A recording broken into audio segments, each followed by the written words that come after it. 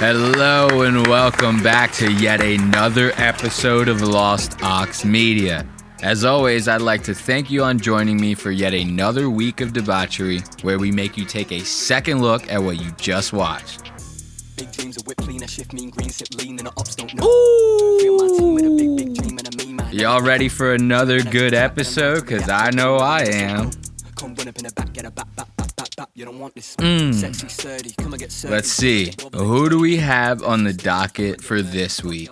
We have the good old golden hour with Chris D'Elia, Brendan Schuab, and Eric Griffin. You guys know my clone, Eric Griffin? Yes. This is going to be an interesting episode for a couple different reasons. One, I didn't even know this was still a podcast. I thought this show got canceled when Chris D'Elia got canceled for all that grooming shit, right? Number two, it's going to be like watching three washed up ass comedians kind of wallow in this like proverbial hell that they've created for themselves. You know, all three of them have kind of washed themselves out of the comedy world and got stuck in this like podcast hell. It's going to be like watching the Three Stooges of podcasting. Going to be very fun, this one. Then we're going to check out the History Hyenas guest appearance on JRE. You remember last episode, I had talked about Chris Distefano and how he mentioned him and Yannis' appearance and how they bombed almost the entire episode, right? So we're going to get to check out those time codes and get to check out some of those bombs. Then we're going to dive into a little bit of Matan Evan, his episode with Tim Heidecker. This one's going to be kind of wild because it's not very often that we get to see the guest on Matan's show give him a dose of his own medicine. You know, usually these comedians and celebrities, they go on there and they're the ones who squirm. Not very often you see them kind of dish it back, and that's what we're going to see Tim do to Matan. It's going to be kind of wild. Then we're going to end the episode on Armie Hammer making a very special guest appearance on Your Mom's House. This is going to be crazy because if you remember anything about Armie's cancellation, you remember that this guy was like pretty much a fucking cannibal. He was like, had leaked text, leaked phone calls talking about how he wanted to like cut women's toes off and like keep them in his back pocket and shit, you know? So we're going to kind of like watch Tom and Christina do their part, if you will, in trying to normalize that kind of behavior. It's going to be very, very interesting. But if you've been paying attention this last couple episodes, I've been starting with these like funny videos. You know, last episode I showed you guys I Show Speed's backflip into oblivion. That was kind of crazy, right? This week I'm going to show you guys a different one. This fucking clip is actually insane. So I don't know who these two guys are. This is like a rapper's podcast. Is one-on-one with Mike D, right? I don't know who the rapper is. I don't know who the host is. I don't know anything about these two guys. What I do know is that when you're podcasting and you go to reach for something in your pocket, this isn't supposed to happen. Check this out. And choices we got in life, those were your choices.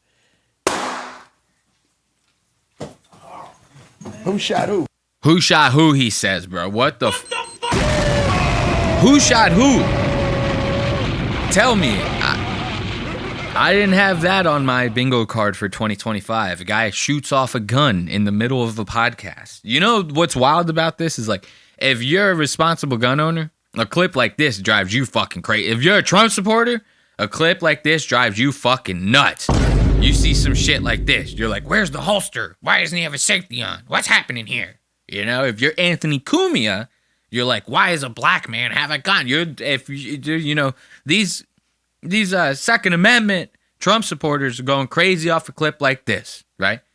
But they're almost justified in doing so. I mean, this guy practically shot a gun off in the middle of The Office. Like, you ever see that episode of The Office with Dwight? He shoots off his gun, everybody starts freaking out, right? And then this guy, the only response he has to this, he goes, who shot who? Like, are you fucking actually insane right now? Let's watch this happen again. Hey, those were your choices. I get scared every time. Who shot who? Somebody got shot? Lo, you good, Lo? I hope. Y'all good? Damn, Brody.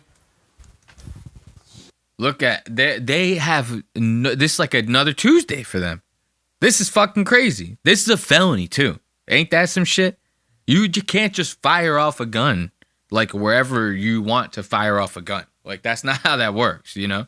If you're not trying to like shoot someone in self-defense, you know, someone from killing you, or you're somewhere where a gun is supposed to be fired, you cannot just go firing off guns wherever the fuck you want. That's not how that shit works.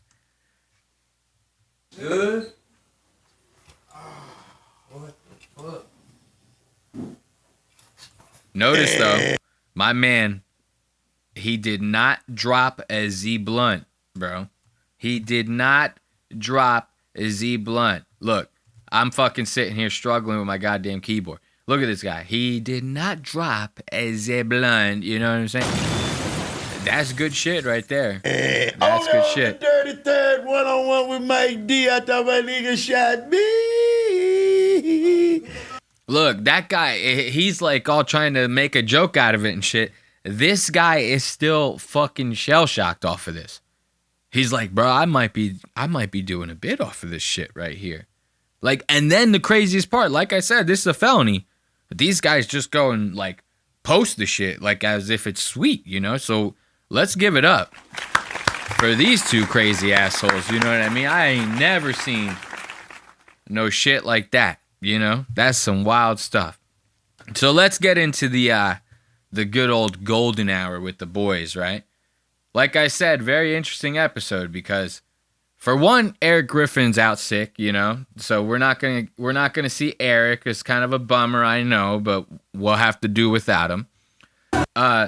The other thing that's kind of interesting about it is like when I was watching it, I hadn't watched this show in a while. Like I said, I thought it was canceled.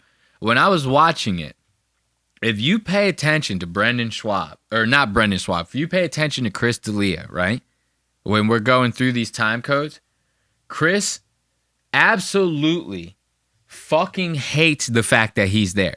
Like he can't stand it. You know, when he got canceled for that grooming stuff, no one wanted to touch him. There was like a good while where he wasn't even able to tour, you know, but now 2025, Trump going into office, people can say retard and fag and midget and stuff. So really, nobody even like gets canceled anymore. It's like not even a thing. People will like say it, you know, they'll be like, this guy's canceled, right? Everyone shows up to the show. Chris D'Elia gets canceled, guys selling out theaters, no problem. So let's not sweat the small stuff, you know? But you can see in like the podcasting world and other forms of media, not too many people want to work with Chris anymore. And it's like you think, okay, nobody gets canceled anymore. Why won't they work with him? It's because he's like a crazed sex addict and people don't want to be around that type of guy all the time, you know? It was one thing when he was like too hot to trot before he got caught, you know what I mean? Everybody wanted a piece of him. So people wanted to be around that to try to ride the coattails of that a little bit.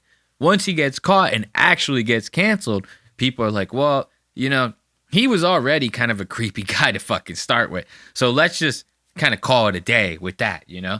But before we get into these time codes, I want to start with the intro, man. I always love a good golden hour intro. So let's check out the foreshadowing, and then we'll jump into the intro. Where would you guys pee? Pee? Oh. Is a sink an option? Friends that laugh, we're friends that shout. Sometimes we don't know what we're talking about, but that won't stop us. Dude, isn't that funny? Like, I went to, like, go hit my bowl, and then the song started. I kind of did, like, the thing that they do, the little cheesy fucking 90s sitcom opening. Where I, like, went to hit the bowl, and if you paid attention, I kind of, like, jumped up and, like, looked at the camera and was like, oh, the song is starting. Like, what the fuck, dude? Like, I actually did that shit. Like, let's go back. I want to see that. I want to hear that song in its entirety, baby. Let's go. Laugh, we're friends that shout. Sometimes we don't know what we're talking about, but that won't stop us. Nothing can stop us. Ooh, yeah. 'Cause I can show you use the love. Just rebrand it enough. It's stronger, better, bigger power, 'cause it is the golden hour. It's the golden that ice coffee looks nice. Yeah, dude, you ain't getting it. Oh, god damn, dude. When they throw a close-up of Brendan Schuab on the goddamn screen, that shit is actually fucking crazy, bro. Like, this guy looks the craziest that a man could look in his situation, you know? Washed-up comedian.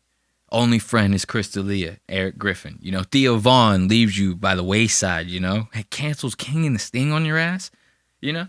And this guy, he's like kind of... What I like about what he has going on here, the one thing I will give him, is he's finally embracing that 1/100th of Mexican that he has in his bloodstream. Finally got it going on for him.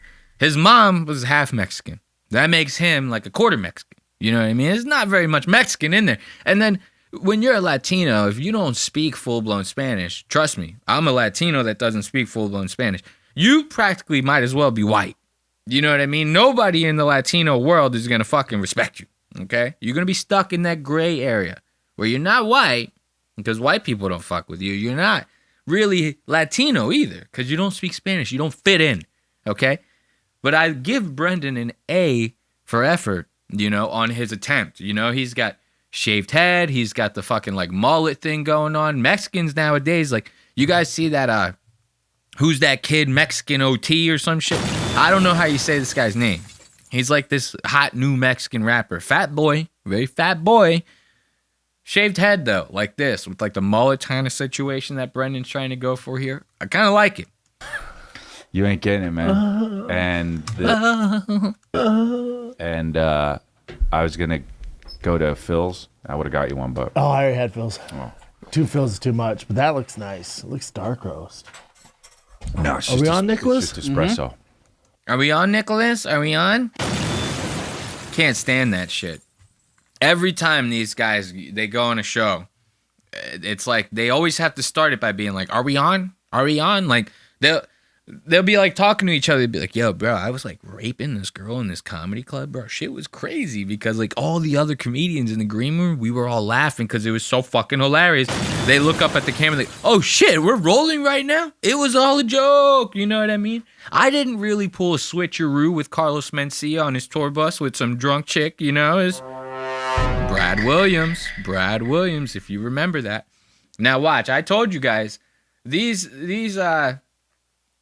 three dynamic, Eric not being here. So it's going to be Brendan and Chris's dynamic. You could tell Brendan's kind of like the retarded friend who like, he just is happy to be there. You know, he's kind of one of them. He's like a retarded dog in a Pixar movie. It's kind of like, that's the energy that you get from Brendan. So you throw anybody in that podcast room, he's going to be, and they're a comedian, he's going to be stoked that they're just like cool with being around him. So the fact that Chris is here, it doesn't bother Brendan. In fact, he loves it because Chris is actually funny. So Brendan's like, whoa, a comedian wants to hang out with me. This is awesome. Chris, on the other hand, not so stoked. You know, Chris is used to like being guests on like the big time podcast. Chris was used to his podcast being like second to Theo Vaughn in the podcast numbers. You know what I mean?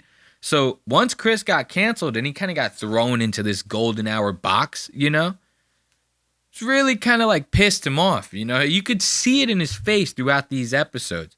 You could see he just like is kind of really in his head. And he's like, I cannot fucking believe that all these decisions I made in my career have led me here. Like the way that the golden hour even came to be was when Theo Vaughn was still on the King and the Sting. He was making very seldom appearances. You could tell that he was on his way out. They started kind of like bringing Chris in as a guest. And this was like right after his cancellation or like right during the time of the cancellation, right? So they start bringing him in more and more as a guest. He almost like weasels his way into the podcast, right? Theo sees this. Theo's like, I don't like this, man. This kind of crazy ass energy that I don't like around. This guy's like a sex addict and stuff, you know?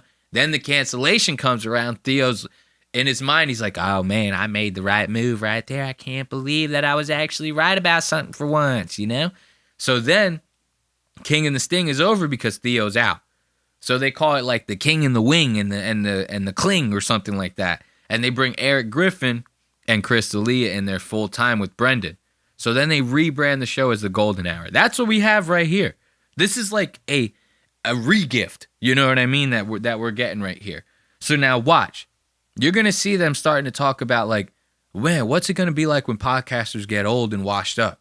What's it going to be like when comedians get old and washed up? And you're kind of going to hear Brendan kind of talking shit about like comedians getting old and how podcasters, that might be the better move when you're older. Chris doesn't see it this way. And when you hear Brendan's points, he's kind of like spitting hot fire. And you could see Chris is the whole time, he's not liking this. In 20 years, there'll be there'll be a lot of 60-year-old podcasts. Yeah, us, dude.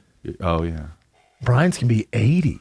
Bro, This is what I thought about when I was a teenager, like when rappers Oh, get yeah, old. yeah. I used to think now that too, it's going yeah. to be podcasters. Yeah. Hopefully we'll get shot like all the rappers. Dude, But what's going to be weird is our kids will be able to listen to like a whole catalog. Like, I thought holy shit. I think about that all the time. Our dads bro. were dumbasses. Yeah, I know. No, I think about that all the time. And then I don't know. If I'm still podcasting at 60, behead me. Behead me. Let's just behead him right the fuck now. Let's actually kill Chris D'Elia now. Like, he doesn't have to be a 60-year-old podcaster. We could just do it now and get it over with. Imagine this guy when he's fucking 60. Spit on him. I don't know. If I'm still podcasting at 60, behead me. Are you going to be doing stand-up? Yeah, yeah. See, I think that looks weird. Oh, fuck. Look at Chris. Look at fucking Chris. Chris is like, what do you mean, man? What's so weird about it? Like, what's so weird about wanting to get up on a stage and try to get the attention of all these assholes in this comedy club while I'm just like working out my routine, man? You know what I mean? What's so weird about wanting to be a clown at the age of 60 when I'm supposed to be a senior citizen? I don't understand. Like, this is actually throwing Chris for a fucking tailspin. He's like, did Brendan actually just say that shit? Because Chris is used to Brendan kind of like going along with everything he says. So now that Brendan's kind of like, I actually think that what you're saying is the weirder option. I think it's actually more sane to be like wanting to podcast when you're that old. You know, people actually might want to tune in. Nobody's going to give a shit about you if you're some old wrinkled fuck on the comedy stage dancing around trying to get everyone to pay attention to them. You know, that's not what we're here for. Doing stand-up? Yeah, yeah. See, I think that looks weird. Really?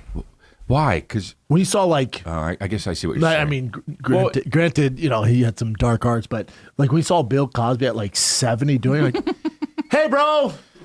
Yeah. I don't see Tom Brady throw a pass at 70 either. Right. Well, but comedians, a lot of time, comedians can get better. But after 60? Ooh, look at that. Look at Brendan. Brendan kind of is like, he's got his tongue out. He's kind of like, yeah, I might have got this motherfucker. Like, Brendan kind of knows that what he's saying is like reigning supreme right now. Chris is kind of struggling to like fight back on his points here. Brendan's about to make a total ass out of this guy's point. Like, and it's funny because what Brendan brings up is true.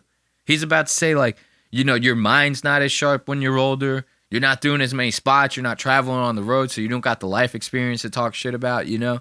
How you going to make an airplane joke on stage when you're too old to fucking ride in an airplane, you know? How you going to do that?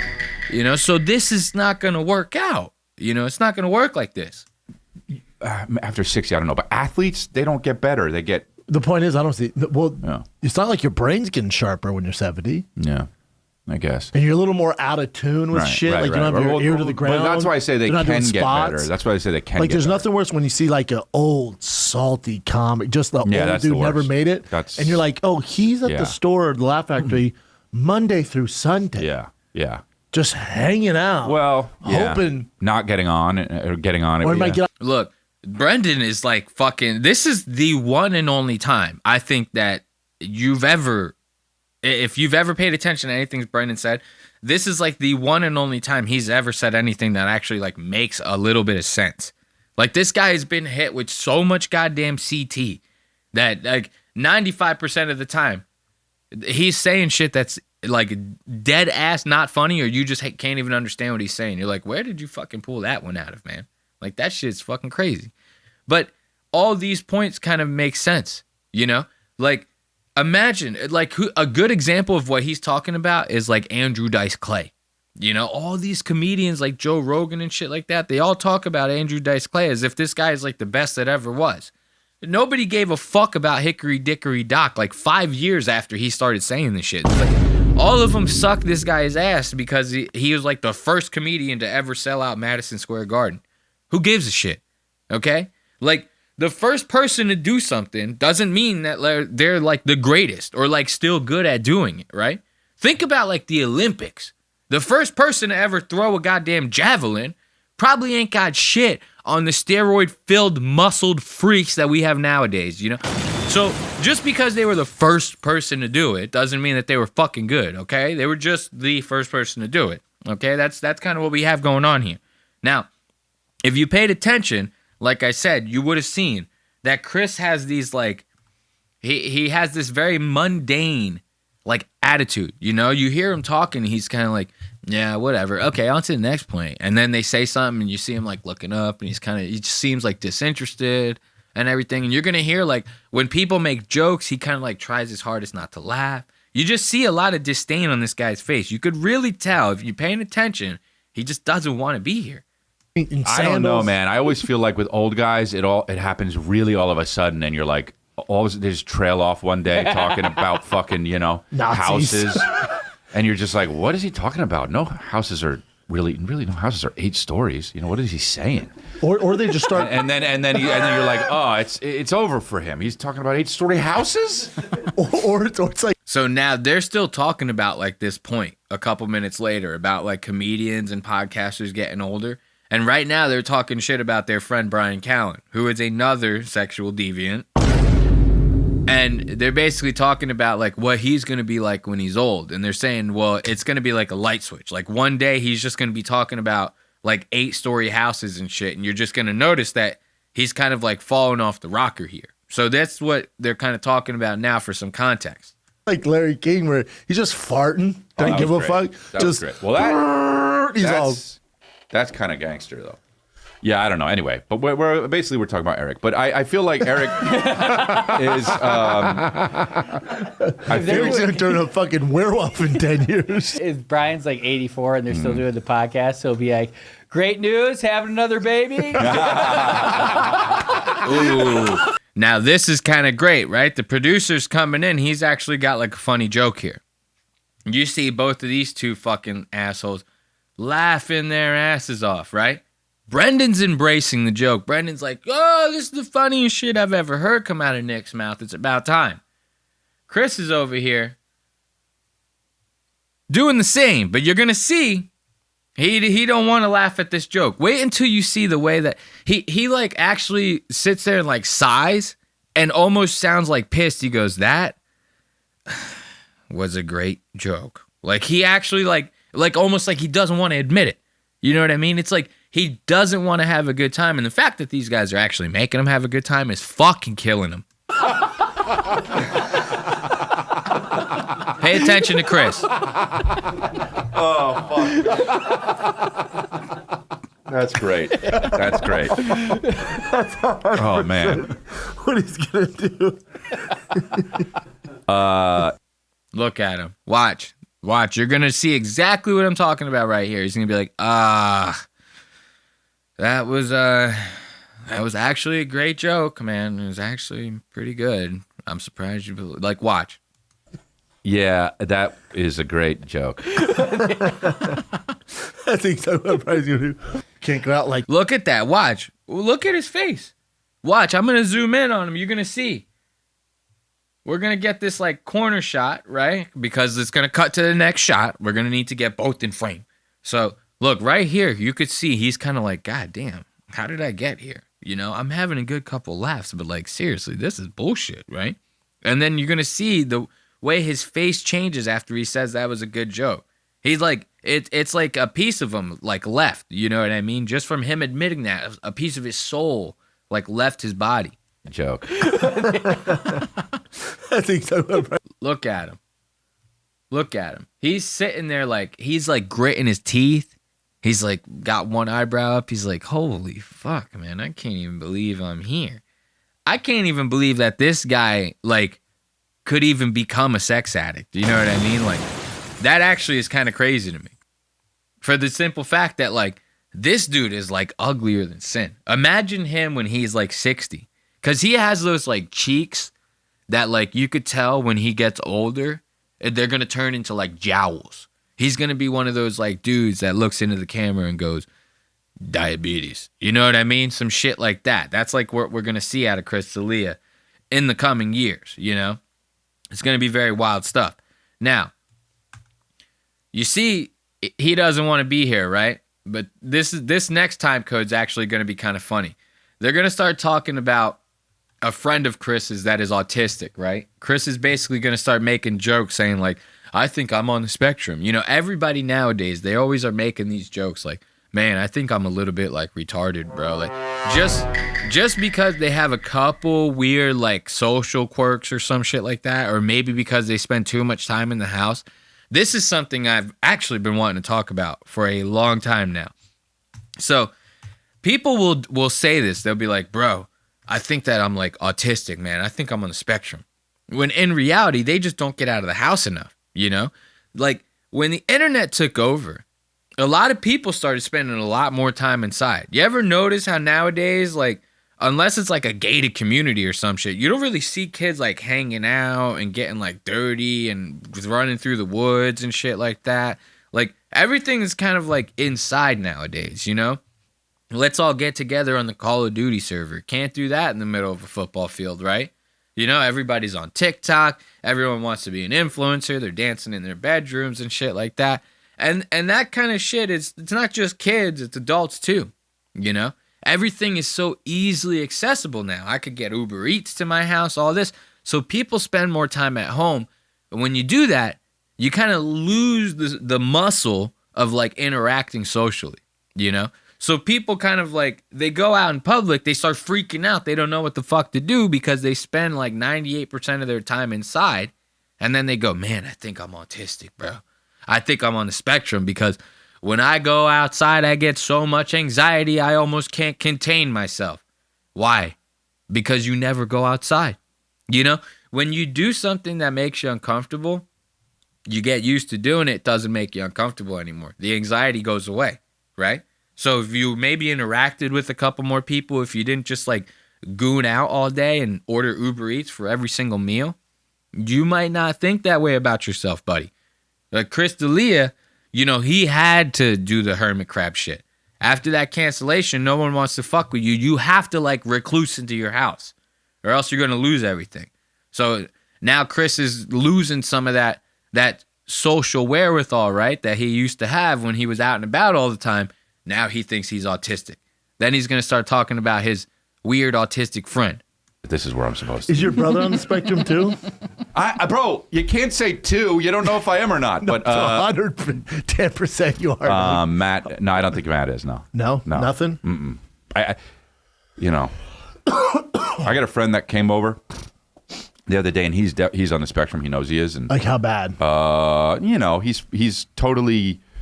I mean, he's a friend. I hang out with him all the time, so it's not like, you know, it's not like he's like. You know what I mean? But, like, I'm not gonna lie, that was kind of funny, bro. Like, what the fuck? That was kind of funny to be like, he's not, like, you know what I mean? It reminded me of, like, Donald Trump when he was making fun of that dude when he was talking on the podium. He's like, like, you know what I mean? That's what that kind of reminded me of. You're always like, bro, shut the fuck up. He doesn't have full-blown downs? Yeah. Yeah, bro. I assumed that. He's not like this. But you do tell him to shut the fuck up a lot. Now, the reason why I'm bringing this up is because I like clips like this, right?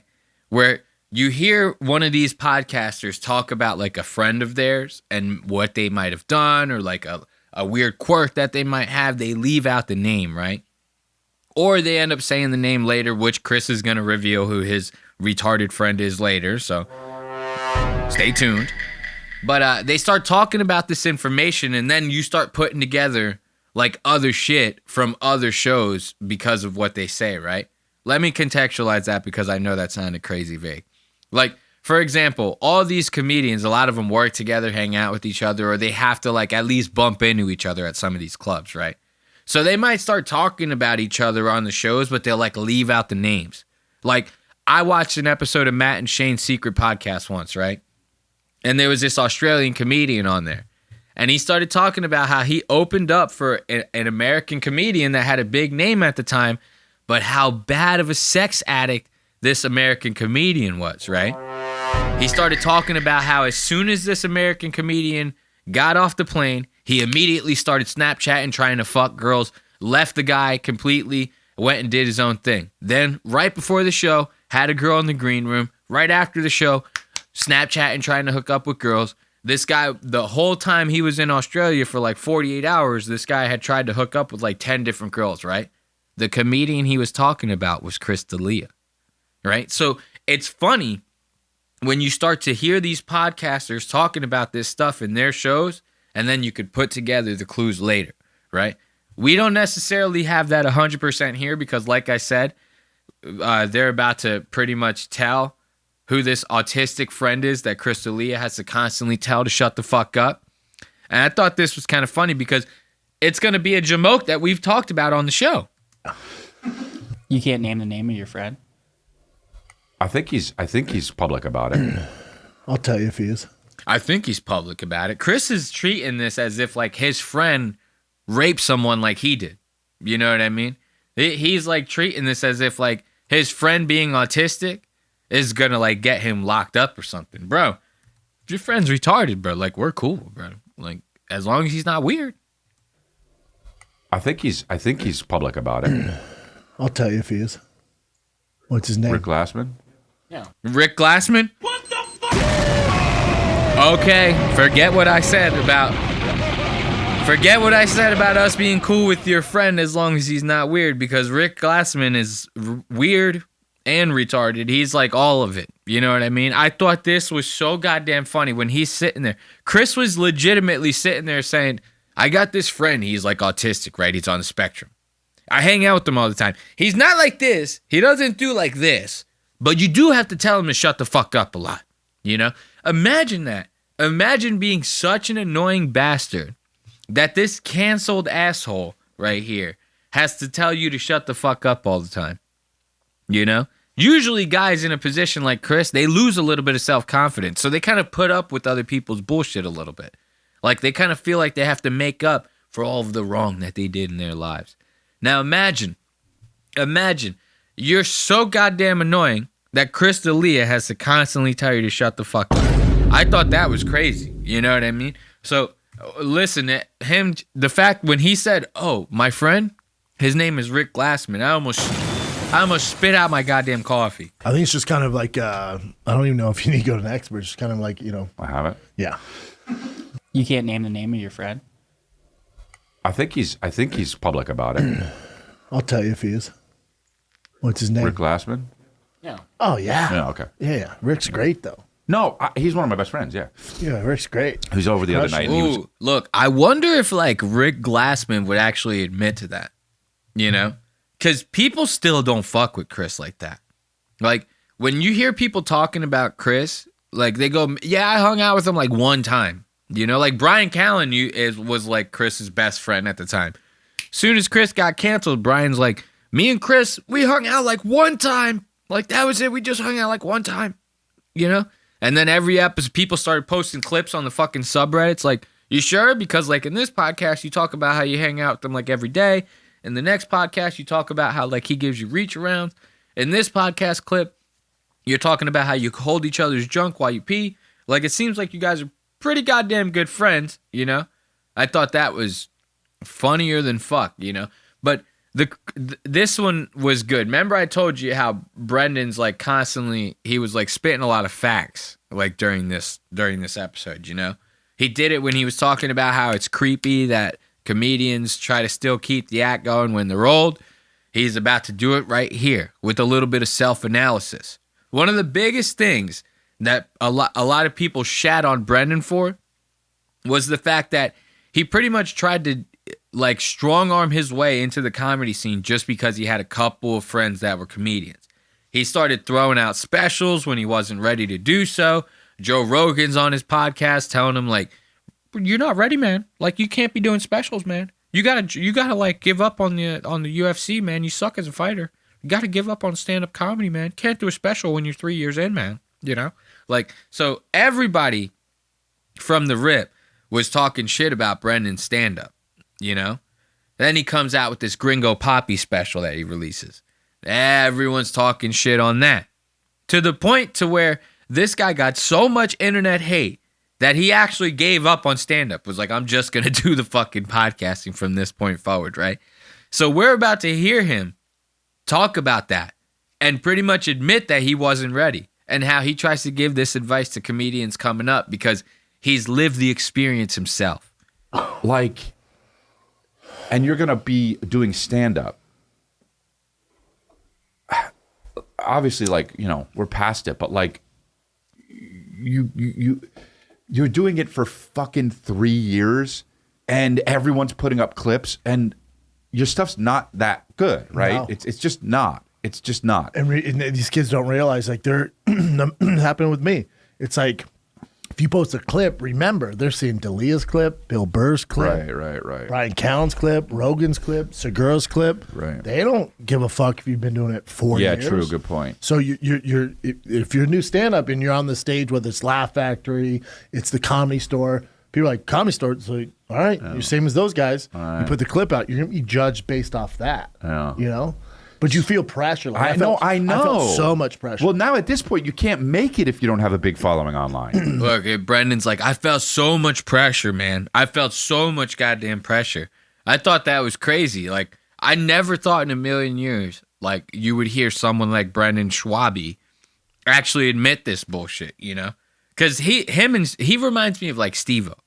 Steve-O's still also living in that, like, where Steve-O's like, I'm telling you, man, I could totally be a stand-up, man. Like, I just got to keep working at the craft. Imagine someone trying to do a whole fucking hour stand-up set. They sound like this. They're trying to tell you jokes like this.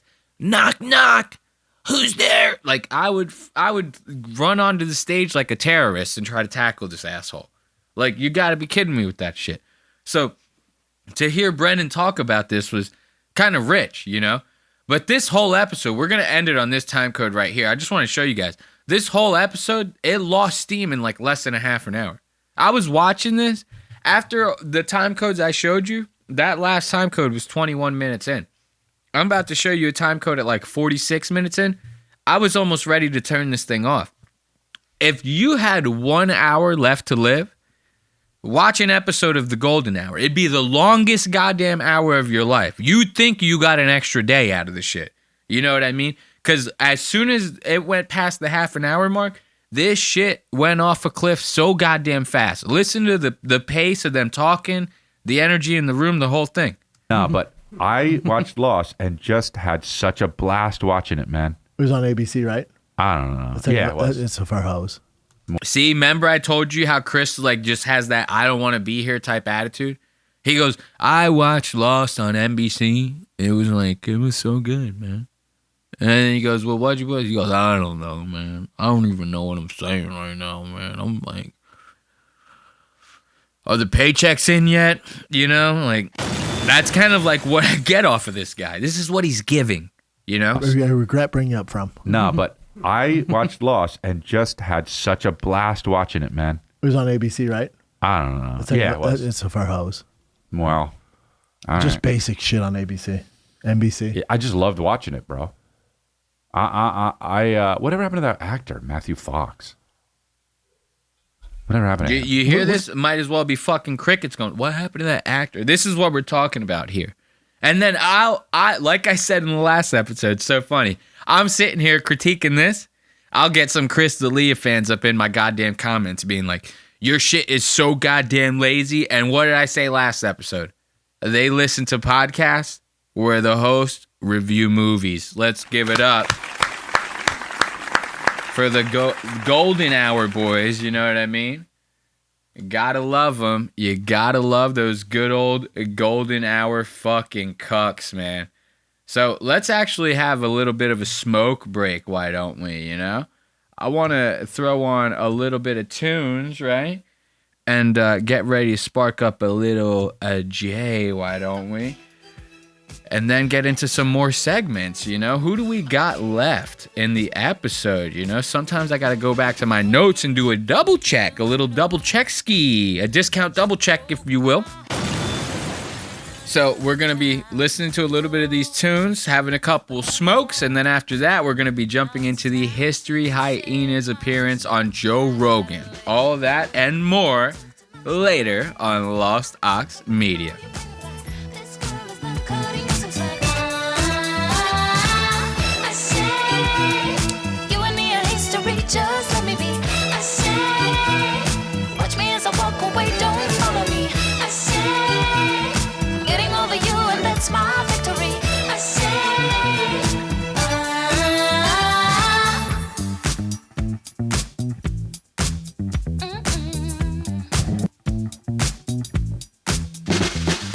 as I go, suddenly you say you're sorry and that you'll change That shit is smooth, eh? your game. Let's see who we have But I here. left my love to This is a song called Rainbow by Jesus. In case you were wondering, let's keep this smooth little jam bopping, have a couple more puffs. I say, you and me are history, just let me be. I say, watch me as I walk away, don't follow me. I say, I'm getting over you and that's my victory. I say,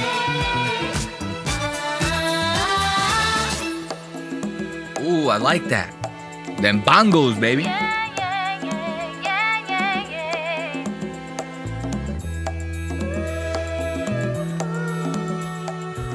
I gotta let you go. Hope you guys are enjoying the new set. I just want to apologize for any hiccups in the flow that we're experiencing with this whole thing. New set, I had to move some computers around, move some screens around and stuff like that, so I'm still getting used to the way that this whole thing fucking operates. So bear with me. By next episode, we will be locked, and this shit will go by without a goddamn hitch. I say,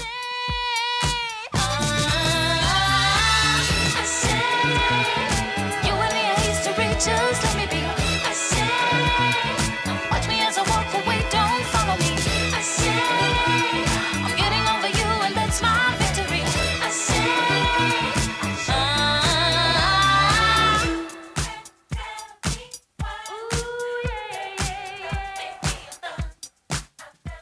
That's a nice little chant, huh?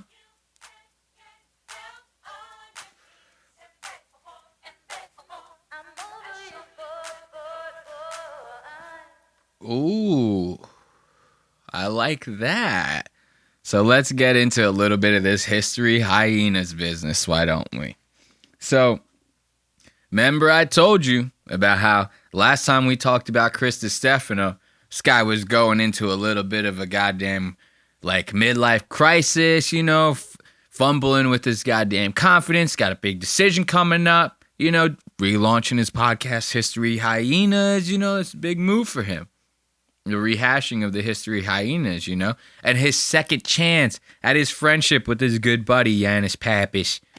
So, what do you do when you relaunch something like that? You want to do a little bit of a podcast circuit, get the fucking word out, try to snag a little bit of people from this guy's audience, a little bit of people from that guy's audience. Why not? I mean, we're all playing the same game here.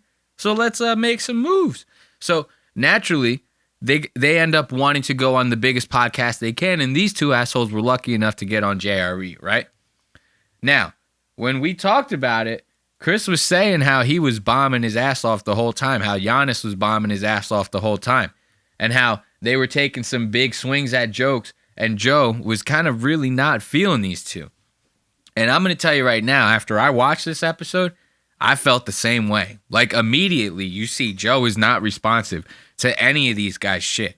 And to contextualize these two, again for you guys, History Hyenas, watching these two in History Hyenas, it's the most ADD shit that you've ever seen.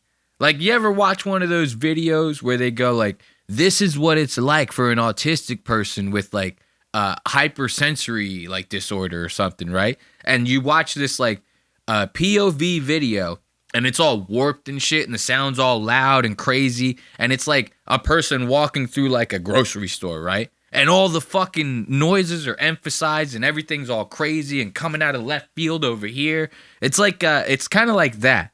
It's like a podcast version of the intro to Saving Private Ryan, you know? You watch like 2 minutes of the History Hyenas, there's a guy running across the screen with his arm fucking falling off. Because everything's going all over the goddamn place in that shit. So when you get a guy like Joe, who claims he's funny but is serious like 95% of the time, yeah, it's pretty natural he's not going to jive with this shit, right? And we're going to see that right out the rip. Because, sorry, shit's like playing. You go to full screen this thing, all of a sudden the whole thing goes haywire, has a mind of its own. So we're going to see this right out the rip, right? You know, Joe likes to start some of these episodes with a good old fat cigar, right?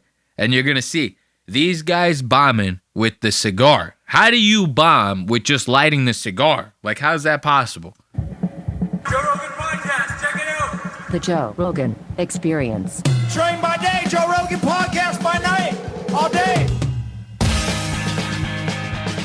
I want to see you vomit. Are we up? This is Chris Distefano's very first time ever Okay. lighting and smoking a cigar. How old are you? 40. How have you managed to get this far with no cigars? I don't know how to do any, like, really guy shit like that. Like, I don't know how to play pool, cigars. I don't really know how to do that, but I do know every state capital. See, why is Chris talking like this? You can already tell he's like nervous as shit. Because usually Chris would be like, I don't know how to light cigars because I'm fucking crazy, man. I'm Chrissy K. Like, that's the way we're used to Chris talking. We're not used to Chris being all soft-spoken pussy boy like this. You know, where this guy goes, how do you get 40 years without lighting a cigar? Look at this asshole. Wait until you see. Watch how he holds the cigar and shit. He's like holding them like he's never done this before. He's got the cigar like this, holding it all crazy like this, holding the lighter like this. You know what I mean? As if he's getting ready to cast a spell, and Harry, he's like, Wingardium Leviosa with the goddamn flame. That's not what we're doing here. You have to be more relaxed in this, man. Act like you fucking been here before. Very first time ever Okay. lighting and smoking a cigar. How old are you? 40. How have you managed to get this far? Look at this. Watch. Look when he goes to, like, first put the thing in his mouth before he goes to talk. He goes to do that, like, you ever see someone, they go with their, all weird with their lips to go to, like, put their mouth on something. They go to, like, hit a vape. They go. He goes to do that weird shit. As if he's never. You're going to try to tell me this guy's never sucked a dick before? So don't act like you've never had to put something of this, like, shape and size in and or around your mouth. Don't act like that. Okay. Lighting and smoking a cigar. Look. He does it right here. Look at the way his lips are pursed right here. This man is very unsure of this situation. You don't be pursing your lips like that for no goddamn cigar, right? You're not about to kiss the tip of a dick, my friend. You're about to start smoking a goddamn man stick. So act like it, okay? This is crazy. How old are you? 40. How have you managed to get this far with no cigars? I don't know how to do any, like, really guy shit like that. Like, I don't know how to play pool, cigars. I don't really know how to do that, but I do know every state capital. Okay. Yeah. Light Is that this cigar. the right way? Yeah. you He's got going it. to vomit. I want to see him vomit. I don't think he's going to vomit. Don't inhale it. You got to get the fire. First, you got to lower your hand. Look, this guy, he doesn't even have the fucking flame at the thing right. Watch, the flame is like halfway up on the thing. If this right here, if this back of the microphone is a cigar, he has the flame like all the way up here, trying to light the thing. The bottom half of the cigar, nothing's touching here. Like, what are we doing here? This guy is crazy. You never even smoked like a joint before. It's the same concept. Vomit. Don't inhale it. You got to get the fire. First, you got to lower your hand. Yeah. Are you doing this on purpose? No. I swear on my kids, I've never done this. No. I mean the way you're being retarded. Like get the way you're being retarded, Joe. What the fuck? Look at this. Is a fucking painting right here. Of course, the soundboard goes out. Thank you. I think it's time to get a new iPad. You know, this one's very, very old. So, but this right here is like a fucking painting. So to see this like something out of the Mona Lisa. There's good color contrast. There's texture in the background, texture in the foreground. You know what I mean? 3 different subjects. not really good on the rule of thirds when it comes to like, compositing, but still not a bad painting if you were to hang something like this up in your house, right? And to hear Joe actually say this to fucking Chris, like, no, like, are you being like serious? Oh, I've never smoked before. No, the way you're being fucking retarded, right? Because Chris is acting like he has like no hand-eye coordination. He's acting like he's like a fucking baby or something trying to light this thing. You cannot tell me you're that nervous. You got to get the fire. First, you got to lower your hand. Yeah. Are you doing this on purpose? I swear on my kids, I've never done this. No. I mean the way you're being retarded. Like, get the fire on the. There we go. Right on there. Yeah. And then he's not even. Look, I'm gonna show you. This is crazy, bro. He's not even inhaling. He's just putting the fucking thing to his mouth and just holding the flame there. You can see he has the flame on that thing for like a hot fucking like 10 seconds. This is a blowtorch. I have a blowtorch right here to help me light my joints. A joint touches this flame right here, that thing is going up, okay? It takes 2 seconds, okay? You shouldn't have it this hot on the goddamn tip and it's still not lit. That's insane. Yeah. Are you doing this on purpose? I swear on my kids, I've never done this. No, I mean the way you're being retarded. Like, get the fire on the. There we go. Look at how long it's been on there. Get it on it's there. still not Get lit. Get it on there. Get it in there. There you go. Yeah, right there. He's not inhaling. Right, you're good. He's not inhaling. Nothing's happening here, man. What the fuck are we doing? Look at this. The cherry's still not lit. How long was that flame on the tip of that shit? Are you serious? Like Joe might be onto something here. Chris might be losing his Chrissy chaos marbles here. Just start pulling. No, you're not good. How did you fuck that up? What am I supposed to do? Smoke it? You gotta inhale. What am I supposed to do? Smoke it, he said. What do you think we've been doing this whole time here? Chris is sitting there globbing this fucking thing. It has it all in the tip of his mouth, slobbing this thing the fuck up. He looks at him and goes, what are we doing here? I'm supposed to smoke the goddamn thing? Like, is that what we got going on here? Inhale while you're lighting it. Yeah, what you want to do is inhale all the smoke in. No. You just kind of take a deep. See, look, Joe is such a fucking. Joe's just as retarded as Chris.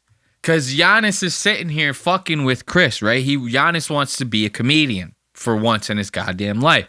So he tells Chris, well, what you want to do is you want to inhale all the smoke, right? Anyone who's smoked a cigar before knows you're not supposed to do that.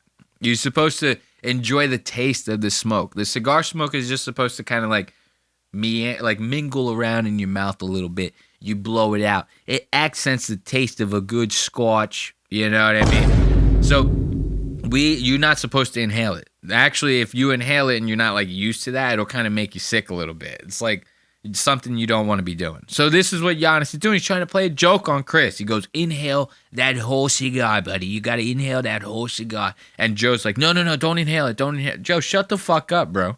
Like, we're trying to have a good time here, man. Inhale all the smoke in. No. You just kind of take a deep fun with him. Breathe in while you do it. Finally, we got, oh my God, Chris. He finally got it lit. Finally, how long was that? I know I made it a little longer, but like if we would have played that uninterrupted, it would have took like a good 45 seconds. Imagine if I was lighting a joint for 45 straight seconds. That's crazy, right? No. Watch him cough his ass off. Fun with him. Breathe in while you're doing that. Oh! Jesus Christ. I don't know, how do you... Look at him. He goes, I felt it in the thing. He's like, I inhaled. No. You just kind of take a deep fun with him. Breathe in while you're doing that. I felt it in the thing. Jesus Christ. I don't know, how do you get to be 40 and never have a cigar? Well, now he's a man. Now you're a man. So what do I do now? What do I do now? What do I do now? I'm Chrissy Chaos. Slam! You fucking slammed. You puff on it? It's not even lit. How did you fuck that up? You just tried to light it for 5 minutes. You got to puff on it? You got to do this, and you don't inhale. You just take it into your mouth. Yeah. Pause. You just take it into your mouth? What'd you just... Look at Joe. You just take that into your mouth, man.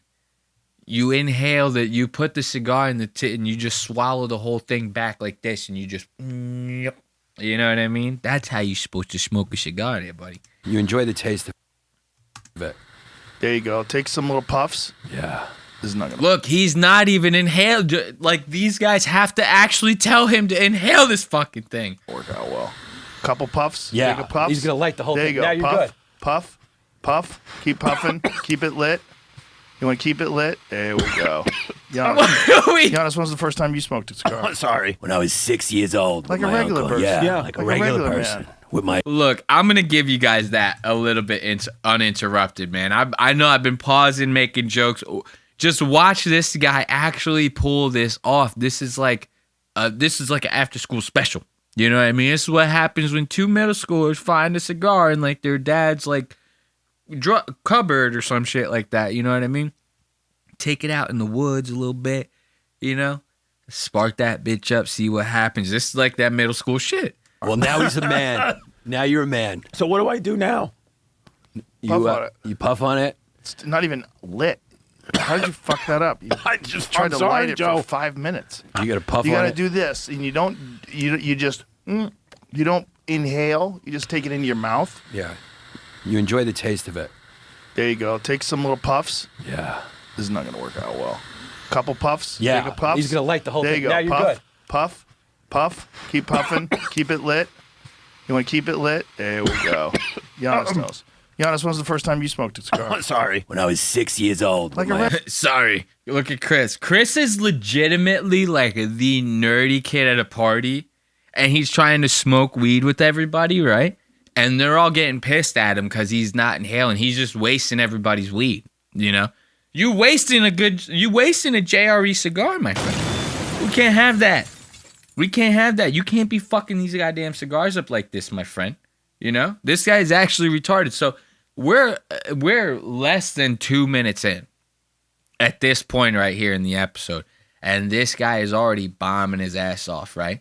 Now, what happens when you bomb? You want to try to, like, save it any way you possibly can, right? You'll do anything. So they start bombing on Joe's show.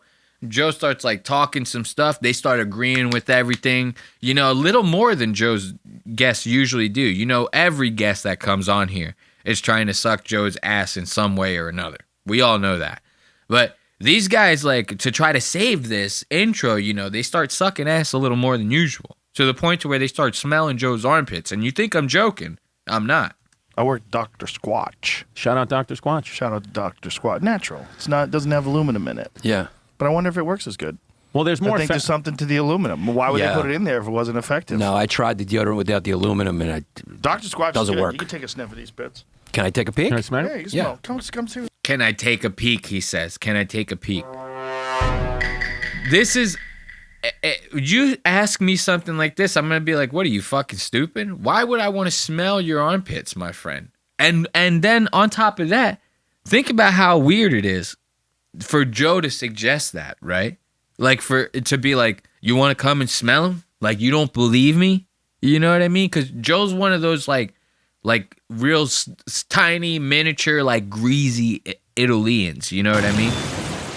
He's one of them greasy Italian boys. He likes him some pasta. So, you know, he wants to prove it to you that he doesn't smell like shit. Because normally these greasy, smelly Italians, you know, they're funking up the place. Nobody ordered hoagies, okay, over at JRE. So he wants to prove it to you that he smells good. So he goes, you want to smell these pits? I wear Dr. Squatch. I think there's something to the aluminum. Why would Yeah. they put it in there if it wasn't effective? No, I tried the deodorant without the aluminum, and Dr. Squatch Doesn't is good. work. You can take a sniff of these bits. Can I take a peek? Can I smell Yeah, it? you can Look, even Joe had to make sure beforehand. Joe wasn't even sure. Joe was like, did I put deodorant on? Let me double check. Before you come over here, let me double check. And he goes, yeah, no, I got it. Come on. Without the aluminum, and Dr. Squatch Doesn't is good. work. You can take a sniff of these bits. Can I take a peek? Can I smell Yeah, it? you can Yeah. smell. Come see a sniff. Can I smell. take a peek? Yeah, he you want me to says. go on the other side? Come take a sniff. Look at how fat. Watch how fast Chris takes those headphones off to sniff Joe's armpit, dude. That very suspicious. Very suspicious. Watch this guy. Come see a sniff. Take a smell. Yeah, you want me to go on the other side? Watch this. Look, Look at how fast he's going to take these off. Watch this. Look at how fast. Lightning speed. Take a snap. They smell Fast as fuck. good. Yeah, that's right. Get in there. Yeah, they smell Wow, good. not bad. Yeah, Not bad, right? Yeah. Yeah, that's Dr. That's a- Squatch is legit. I forget which flavor. Whoa, what the fuck? I wasn't expecting that. Dude, I forgot that Jamie was in frame like that. Let's see if we could get Jamie. Jamie's trying to hide, you know. He forgot that he hit that goddamn button. He wasn't expecting to be on camera like this. Not bad. Yeah. Not bad, right? Yeah. yeah, that's Dr. That's a- Squatch is legit. Oh my fucking God, dude. Jamie Vernon looking extra gay, bro. Good old Jamie, bro. That's crazy. Joe always talks about how awesome of a producer Jamie is, right? Because he can Google 2 things at once. Bitch, I'm controlling 2 computers, 2 iPads, a fucking mixer, a 12-channel mixer over here, 3 cameras, 1 monitor screen, 4 lights, 2 LCD TVs. Need I go on? I am doing it all in this bitch, okay? Meanwhile, Jamie can't even keep his goddamn end of the studio fucking clean, bro. Look at all this goddamn trash up in this. This guy's got aftershave, old bottles of discount vodka. What's that, Bodega Cat over there? Got fucking blowtorches and hookah shit over here. Q-tips for the dab rig, bro. Clean that shit up, dude. You and your dog are not at home. You're at work right now, bro. Act like it. Yeah, I forget which flavor it is. It's like fucking whiskey, bourbon, musk, some shit. There's pheromones in They have a natural bunch of good scents smells. too. Yeah, that's a lie. You don't think I mean, so? there's pheromones, but natural people smell disgusting. People that don't wear any deodorant, they always smell funky. Man, shut the fuck up, bro. Can you believe these assholes trying to save the bomb? Let's give it up for them. You know, you got to give it up for anyone who's just smelling up fucking Joe Rogan's pits like that. You know what I mean? You need to give him a standing O to go through some shit like that.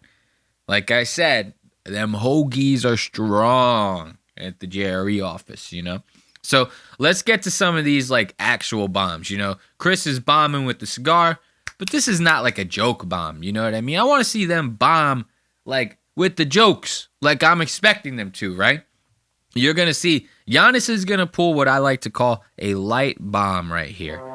This one's a light bomb, very little bomb, okay? He starts making these jokes to Joe, right? And trying to get real cutesy with it like they do on History Hyenas. Yannis does this like high-pitched thing with his voice. He'll make a joke and he'll go real high with it like this, you know? And he'll be like, yeah, man, I'm doing this thing. I'm Yannis Pappis from History Hyenas. You know, he does that. He tries to do that. So right here, he's about to try to make this joke where he goes to Chris. He goes, light me up, Chris. Light me up. As if like everyone in the room is going to start going, ah! Like, you know, Joe, he does that with like, Joe doesn't even give him the fake laugh that he does. You know, Joe will do the fake laugh where he goes, bah! Like in the background. Doesn't even give him that. Watch this. Yannis with, light me up. Light me up, Yannis. 30% of Let me America. throw this one out there. You ready for this one?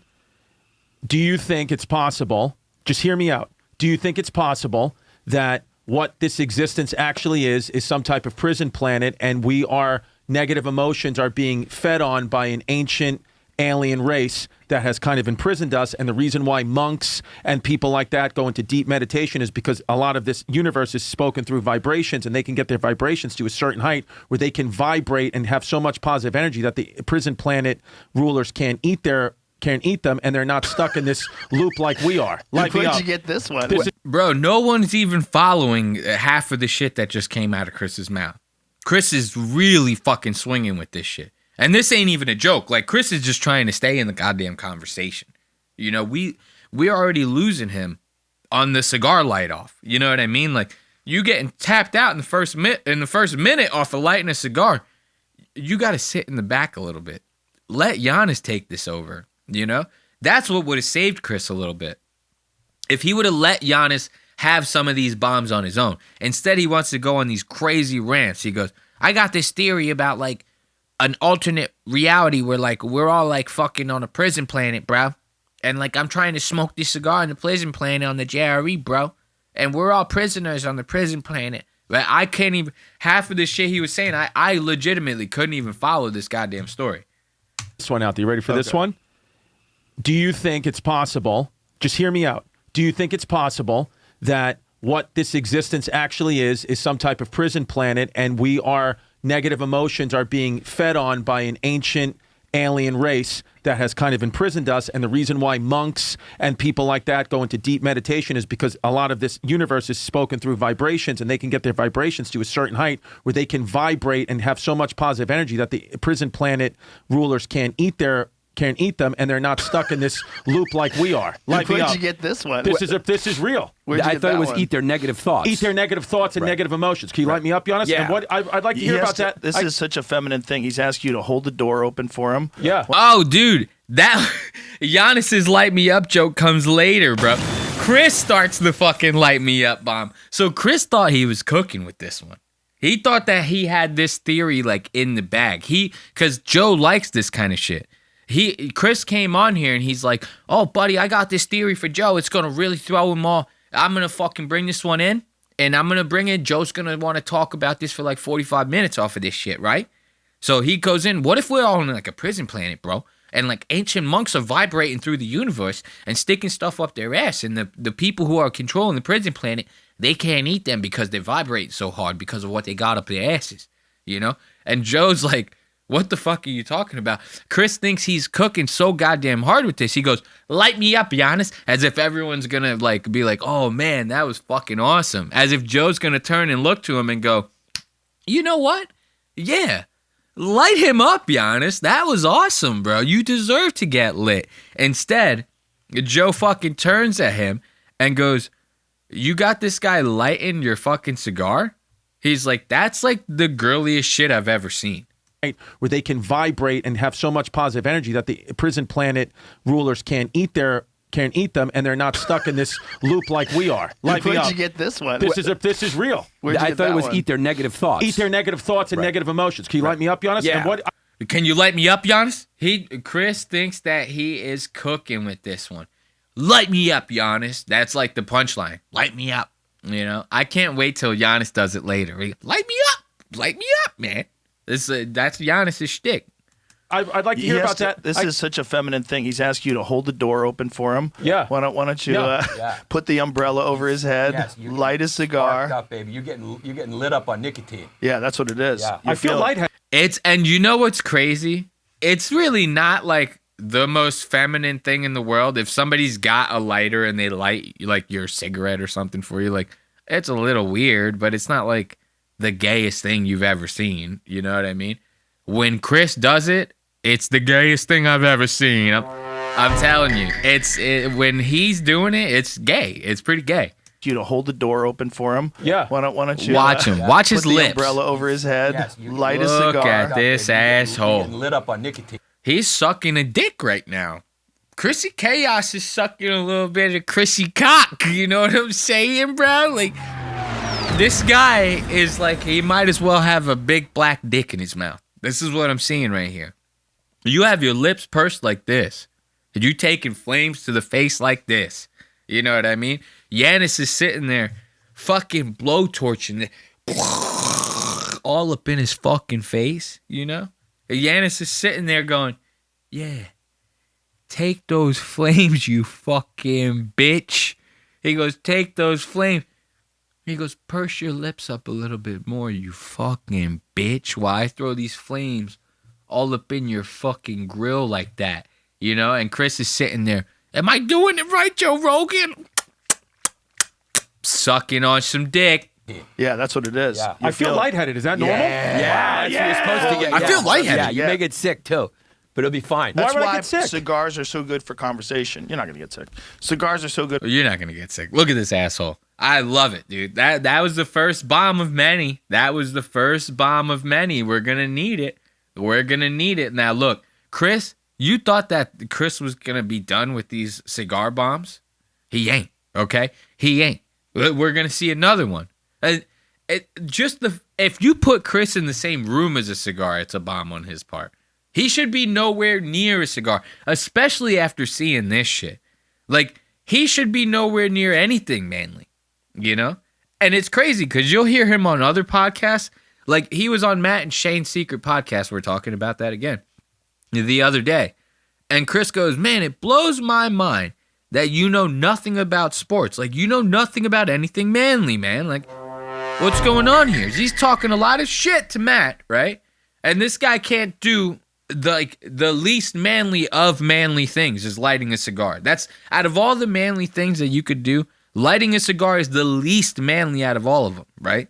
And Chris can't even do that. Sure. Like the fighters that come to the UFC, the scariest motherfuckers are like the guys from Chechnya, like guys from Dagestan. Like those guys are terrifying. Yeah. Why? Well, look at the history of that part of the world. Yeah. You know, I mean, you have to be a hard person to fucking survive. Right. Yeah. You know? Yeah. Am I supposed to just keep holding the cigar? You guys put it down. No, I put it down. Chrissy, chaos, bro. You can't do this, man. You cannot do this, bro. If you don't want to hold the cigar, put it in the ashtray, bro. Like, imagine I'm sitting here with this fucking J in my hand the whole time. And I go, what am I supposed to do? Imagine if I asked you that. What am I supposed to do with this? If I was Joe, I would have told him to shove it up his ass. You know what I mean? What do you mean, what am I supposed to do with this? You cannot, like, you can't get invited to the biggest podcast in the world, right? And expect them to hold your hand the whole time. It cannot happen. When you get to this stage, you need to be like somewhat ready, dude. You need to come in there with like some idea of like how this shit works. You've been on this show before. You never watched an episode of JRE? You know, they're smoking cigars every goddamn episode. Buy a couple cigars at home and figure this shit the fuck out. You can't be sitting here going, am I just supposed to hold this thing the whole? Stick it up your ass. Right. Yeah. You know? Yeah. Am I supposed to just keep holding the cigar? You guys put it down. No, I put it down every now and then. So I just put it down, and now don't do Well, it that's on going to paper. set that on Sorry fire. about Yeah, Jesus that'll Christ. set the paper on Sorry fire. about that. Yeah. So, all right. Those are Dice's cigarettes in there, so don't take the cigarettes out. Take the fucking... Look, Joe's starting to get annoyed with fucking his bombs, bro. Look.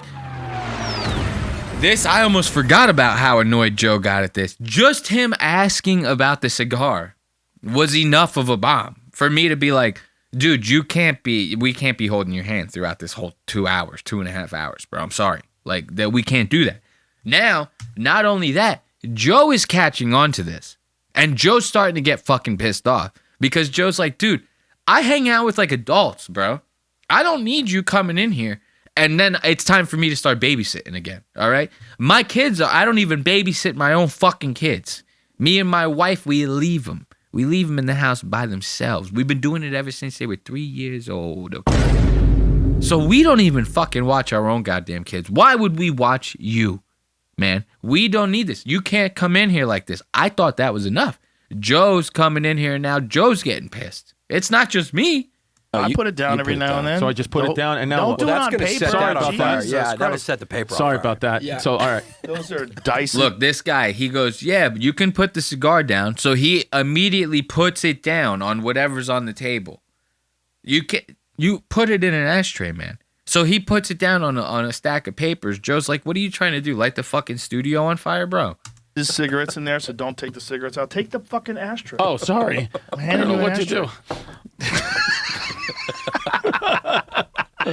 See, Joe, look. This is fun, though. Why do you want to keep Dice's cigarettes in there? Because they're... Joe trying to save it by like laughing right after that. Dude, we saw right through that, Joe. I'm sorry. We saw it. We saw how pissed you were, bro. Don't pretend that you're not now just because Chris is, you know what I mean? You feel bad for Chris. What do you think? Chris is going to leave you a bad Yelp review, bro? Like, yeah, yell at him. Keep yelling at him. Maybe if you yell at him enough, it'll actually whip this asshole into shape and he actually might like figure something out for once. Like, so listen to this. Remember earlier I was talking about Andrew Dice Clay?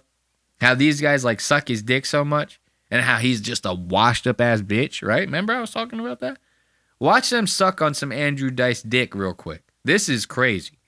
Yeah, he's a great guy. Yeah, he's Dice a good guy. is another misunderstood guy. Legitimate good dude. And also a legitimate artist. Like his performance art, the weird stuff that he does in New York City for no money, for no people. Do you want the picture? There's you so asking for a few picture? people are even watching those clips. Yeah. If we haven't brought them up, like I don't know how many views they would even have. So now listen, that this if you were to just hear this and you don't, take a second look at what you just watched like we do on the show, Yeah, you get it? You get it now? So if you were just like listening to that line come out, you wouldn't think anything of it. You'd be like, oh yeah, they're talking about Andrew Dice Clay. They think Andrew Dice Clay is awesome, whatever. You might think Andrew Dice Clay is awesome too. But what I hear when I hear them say all this stuff, they go, you ever see those clips Andrew's posting online? They're kind of like really cool, Nobody's watching them. Nobody ever brings them up. He doesn't make any money off of them. As a matter of fact, Joe's sitting there saying, if I didn't even bring him up on my show, I don't think anybody would ever watch him. And he's trying to make this like Andrew does these clips for the art, right? You know what these clips are? These clips are Andrew walking around New York City, aimlessly talking to random people that have no idea who he is, running up to them going, was it you that wanted the picture? Did you want the picture?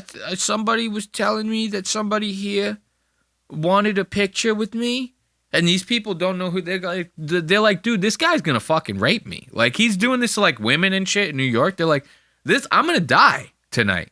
He's like, you want the picture? They're getting, like, cornered and shit. And he's like a zombie. He's like, you want the picture? I'm going to give you the picture so hard. I'm going to give you so many pictures. I thought it was you that said you wanted the picture. What's the matter? He's like, no means yes to this guy. So now, this to me is sad, right? When you know what the clips are and you hear them talk about this to me is sad. Now, why is it sad, right? It's because he's basically sitting there saying that Andrew's like slipping into like some form of like dementia or something. Or it's telling me that Andrew's trying to like fight to stay relevant to the point to where like he's trying to like fish for people to like recognize him, right? On the street. They go, well, no, why would I want a picture? Who are you? And then that gives them the opportunity to go, I'm Andrew Dice Gay. I sold out Madison Square Garden one time in like 1969. I've been riding that shit ever since. You never heard Hickory Dickory Dock? I suck a lot of cock. You never heard any of that? And that gives him the opportunity to brag. When I hear Joe talk about it like this, as if this is like some artistic movement from Andrew, right there, I'm like, Joe might actually be the retarded one. Chris can't smoke a cigar. Yes, we get it. But Joe actually might have gotten dropped on his head as a child once or twice. Yeah, he's a great guy. Yeah, he's Dice a good guy. is another misunderstood guy. Legitimate good dude. And also a legitimate artist. Like his performance art, the weird stuff that he does in New York City for no money, for no people. Do you want the picture? There's you so asking for a few picture? people are even watching those clips. Yeah. If we haven't brought them up, like I don't know how many views they would even have. He's not promoting it. He's not trying to go on podcasts. It's amazing. He doesn't even tell you about them. You have to find them. Find them. Yep. And if you're on a podcast, he's like, you gotta see this thing I'm doing where I pretend they want a picture. He doesn't do any of that. No. Yeah, you know why? You know why he doesn't talk about them when he's on podcasts? Because he's embarrassed. He doesn't want people to know that he's like fishing for the shit, right? Because if he brings it up on a podcast, like he's posting it to try to get some attention. He wants to stay relevant online. So it's not like he doesn't want anyone to know, right? But if he goes on a podcast and he starts bringing it up, that's going to give the host an opportunity to start asking him questions about it, right? It's going to give the host an opportunity to start dissecting what he's talking about. And when they start boiling it down, like why he's actually doing it, he might end up getting outed on air and basically being like, I'm just fighting to stay relevant. That's really all it is. That's all that we're seeing here. That's all that I'm seeing when I see these Andrew Dice Gay clips, okay? And when I hear Joe talking about this, I'm like, this is Joe just, sucking D for one of his friends like he does. If you're in with Joe, Joe's like the guy to have on your side. I'll admit it. I wish Joe liked this show. Be a lot bigger of a show, right? I'd use this guy up. I'd use him for all he's worth. Then I'd kick him to the side. people would be like, what happened to that time you used to be good friends with Joe Rogan? I'd be like, Joe who? What are you talking about? Joe Rogan. Joe Rogan. What are you talking about, Joe Rogan? What are we podcasting? He doesn't do anything. Oh, the big shot. He's a real artist, man. No, he's the best. Look, wait, Let give us- me some. Give me some. Okay.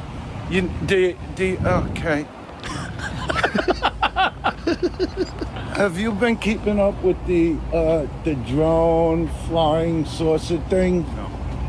No. See? Hi. Have you been seeing like the spaceships on?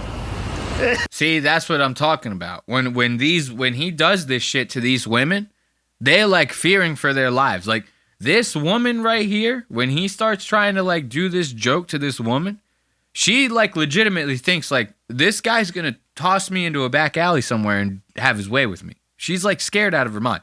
Hi. Have you been seeing like the spaceships on? Did you see any of the flying saucers that they've been talking about? No. Imagine that. Imagine some like 89-year-old guy coming up to you in New York, cut off finger leather gloves, right? The Jewiest nose you ever seen. He comes up wearing purple fucking sunglasses, and he's dressed like a 26-year-old. I would think that this guy was legit, like clinically insane. I'd be like, he escaped from somewhere, and he robbed a Goodwill store, and now this is where we are. I'm gonna have to fight this fucking bum in the middle of Times Square, just so he doesn't fucking try to pull one off on me. This is what I'd be getting out of this, because nobody knows who this guy is, you know, unless somebody is on a stage saying into a mic, "I'd like to introduce my friend Andrew Dice Clay." Nobody knows who Andrew Dice Clay is. I'm sorry. They don't. So for them to sit there and talk about these little bits as if like Andrew Dice is like still some guy, you know, like to be like reveled in the comedy world. I'm sorry. He ain't, bro. He ain't funny. He wasn't funny when he was big. He's not funny now. You know what I mean? Just because something's popular doesn't mean it's good. I just want to say that. Okay. People don't seem to resonate with that. So now, let's check out this German bomb from Yannis. This one is rough. Dude, this one is so rough that, like, you can, like, physically see the bomb on Yannis's face. Like, right after he bombs, you see, like, the actual fucking, like, dread wash down Yannis's face as if it's running water. It, like, legitimately goes from the top of his forehead to the... Oh, my God. How embarrassing. I just burped. This guy, the dread literally goes from the top of his forehead to the bottom of his chin.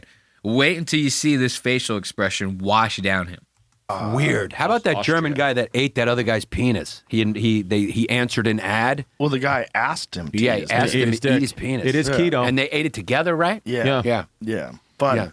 He ate his own dick. He ate his own penis with a buddy. It happens. Well, it wasn't even a buddy. It was a guy he met on Craigslist or something. Wires get crossed. Germans, Germans. What do you think that is? I think it's just it's something in there that's like very. But think about how It's good like- they are at engineering. Right. Yeah. Right? Like, think about... Dude, that is rough, bro. Like, what the fuck? Look at Giannis, bro. Someone please call 911 because there's a bomb in the building. We need a bomb squad over in this motherfucker so goddamn quick. Dude, that was rough. Watch when he goes, I think it's just something in the water and the German water. And then Joe just blows past it, keeps going in his conversation. You could see Giannis, he's kind of like tilts his head around. He's like, yeah, maybe, I don't know. Oh my God. He doesn't know what to do with himself. He's fucking shook. And that's not even the worst one. Wires get crossed. Germans, Germans. What do you think that is? I think it's just it's something in there that's like very. But think about how It's good like- they are at engineering. Right. Yeah. Right? Like, think about... Yeah. He goes, yeah. Dude, he was expecting a laugh. You see him looking at Joe. He's like trying to act like a weird German guy. He's like, yeah, I see. Goes full blown into character and fucking bombs. That is the worst. Like, when you really commit to it and it gets nothing, That's the most vulnerable feeling in the world. The only thing that could really equate to that is like if you were like getting ready to like hook up with somebody and you got naked and then they go, nah, I'm good. You know, actually, I'm not. I don't think we could do this. We're moving too fast. You know what I mean? They say some shit. That would be like what that is. That would be a rejection at that level, you know? You were so sure. You and this significant other were so comfortable with each other that you were getting ready to make sweet love. And then you take your clothes off. They take one look at you. They go, nope. Sorry. That would be pretty fucking harsh, right? If something like that happened to you. That's basically what we just saw with Yannis, right? And this ain't over yet. This guy's about to make a Wagovi joke that just goes right over Joe's head, bro. Like one of them drones that's flying over New Jersey right now. Fucking mine. Huh. You know, I think there's probably a lot of side effects to a lot of these drugs that people are taking to get skinny, but at least it's moving you in a right direction because being fat is killing you. Yeah. Right. Jamie, I just texted it to you. I'm actually giving for Christmas a few of my friends Wagovi. Yeah. For real? Yeah. No, I mean, I'm joking, but. Oh. Yeah. Look, Yannis had to turn back to the fucking screen real quick with that one, dude. Real fucking quick. Why? Dude, just the look on his face when Joe goes, really? He's like, you seriously don't get the joke, dude? Like, you fucking... Like, Yannis, they should be asking Joe, like, are you retarded? You remember in the intro, Joe was like, are you actually being serious right now? And Chris goes, no, I've never smoked a cigar, I swear. He goes, no. With how retarded you're being. You're being fucking stupid right now. Are you being serious? Why don't they ask that to Joe when he misses these jokes like this? Like, I'd be fuming right now. I'd be like, dude, you cannot be a professional comedian. You can't. I'm sorry. My friends Wagovi. Yeah. Let's go back a little more. I want to see the fucking close-up on Yannis's face when Joe goes, what? Really? At least it's moving you in a right direction because being fat is killing you. Yeah. Right. Jamie, I just texted it to you. I'm actually giving for Christmas a few of my friends Wagovi. Yeah. For real? Yeah. No, I mean, Look, Yannis right there. Look at Yannis with that smirk. Right here. Watch this. Yeah. He's smirking at him. Look at that. Trying to keep it subtle, right? Yannis is like, this guy is actually retarded. Like, I think this guy might be, like, actually fucking stupid right here. Like, this guy's got the most popular podcast in the world right now. This guy is, like, fucking, like, really, really something with how dumb he is, you know? But that's a rough bomb, dude. That's a rough bomb with that. If it goes so over his head that he starts asking you more questions about it rather than, like, going, like, oh, yeah, it's funny, or just, like, deadpanning, because there's nothing. If you get no laugh, that's bad, right? But if you get it like to where it goes completely over someone's head, they try to keep going with the conversation, that's even worse. That's like way worse because they didn't even realize it was a joke, right? So they can't even say the joke was bad. They go, wait, you were actually trying to be funny right there? Like, are you fucking serious? You know? That's kind of what happens with that. So this is like a rough bomb. I'm actually giving for Christmas a few of my friends Wagovi. Yeah. For real? Yeah. No, I mean, I'm joking, but. Oh. Yeah. It was a nice bomb. It was a nice bomb. Yeah, but at least we're not serious. talking about grizzly bears. If we're talking about grizzly bears, I know I'm really bombing. Yeah. Yeah. Let's Look at that. I like that. How Yannis tries to joke like that. He goes, yeah, I would know if I was really bombing because Joe would go on a like 78-minute rant about fucking grizzly bears, right? And we haven't hit that territory yet, so we can't be that bad, boys. We cannot be that bad. Now watch this. Dude, this was fucking hilarious. Giannis, they start talking about like Giannis's appearance, right? Because if you pay attention to Giannis, you notice his eyes are real close together, right? Kind of like a mutant almost. So they start talking about this, and Giannis starts telling this story about how he goes to fucking use the clear in the TSA checkout, right? Or whatever to get on the airplane. And the thing can't scan his eyes, right? And wait until you hear one of the TSA person, what they say to him. From person. And what's good about us is we form one complete person because his eyes, if you look close, are too close together, and mine are a little too far apart. So when we come together, we form one regular face. It's exactly and right. He's got actually true. Now he's that I'm got looking at it, yeah. He's got a small head. I got a big head, and then we form together as normal. one. Yeah. as You know one what happened to person. me Yeah. when I was using Clear? You know, you ever use Clear where you put your fingers on to go through the airport? Yeah. Clear. Yeah. So the eye thing never worked for me. So I just thought something was wrong with their programs every time I put my fingers on. And then finally I went there and they were like, the finger thing's not working. You got to use the eyes. Yeah. So I just said, your program's not working. It never works. And the guy looked at me and he said, Yeah. I think the problem is your eyes are too close together. Seriously, it's Imagine that. Imagine you going through fucking TSA checkout, right? And the person says to you, I think what the problem here is, sir, is that you look like a fucking cyclops. You know what I mean? Like, I'd be fuming, bro. I'd be like, did you actually just say that shit to me? Like, there has to be an easier way to say that. A more publicly, what does PR stand for? Or no, PC. There has to be a more politically correct way to say this to me. You cannot be calling me a goddamn cyclops in the middle of TSA like this, bro. And Yannis has just got schooled by this goddamn TSA person, right? Joe, wait until you see Joe's face after Yannis tells this story. Watch it. And they were like, the finger thing's not working. You got to use the eyes. Yeah. So I just said, your program's not working. It never works. And the guy looked at me and he said, Yeah. I think the problem is your eyes are too close together. Seriously, it's a real thing. And then he said, why don't we try one eye at a time? Yeah. So then I just scanned my face across and I think finally Clear registered that I was a three-dimensional person and not like a mythical cycloptic creature. Yes, and it's true. And you know what we do is we speak things into existence. Look, Joe's still stuck on that shit. Look at that. Dude, they were like almost done with the story and Joe still got this face like this, bro. This is... Joe's like, bro, that person said that to you, bro. And the funniest part was as soon as Yannis said that, he goes, man, yeah, my eyes are too close together, man. It's kind of crazy. And Joe's like, yeah, actually, now that you're talking about it, I did notice that. It's kind of crazy, dude. Now watch, dude. This next one, I need to make sure I have all the time codes. Okay. We're going to end on this bomb from Chris. This is the bomb of all bombs, dude. Like, to the point to where, like, Joe tells Chris to fuck off and everything. Wait until you see this. I'm not even going to throw any context in there for you. Wait until you see this. Done. What, with the crystal meth, the Panzer chocolate? Yeah. Panzer chocolate. Yeah, it was Blitzed. Yes. It's fucking crazy book. And I had the author in here, and he's explaining. There it is. Here it is. Norman Ohler.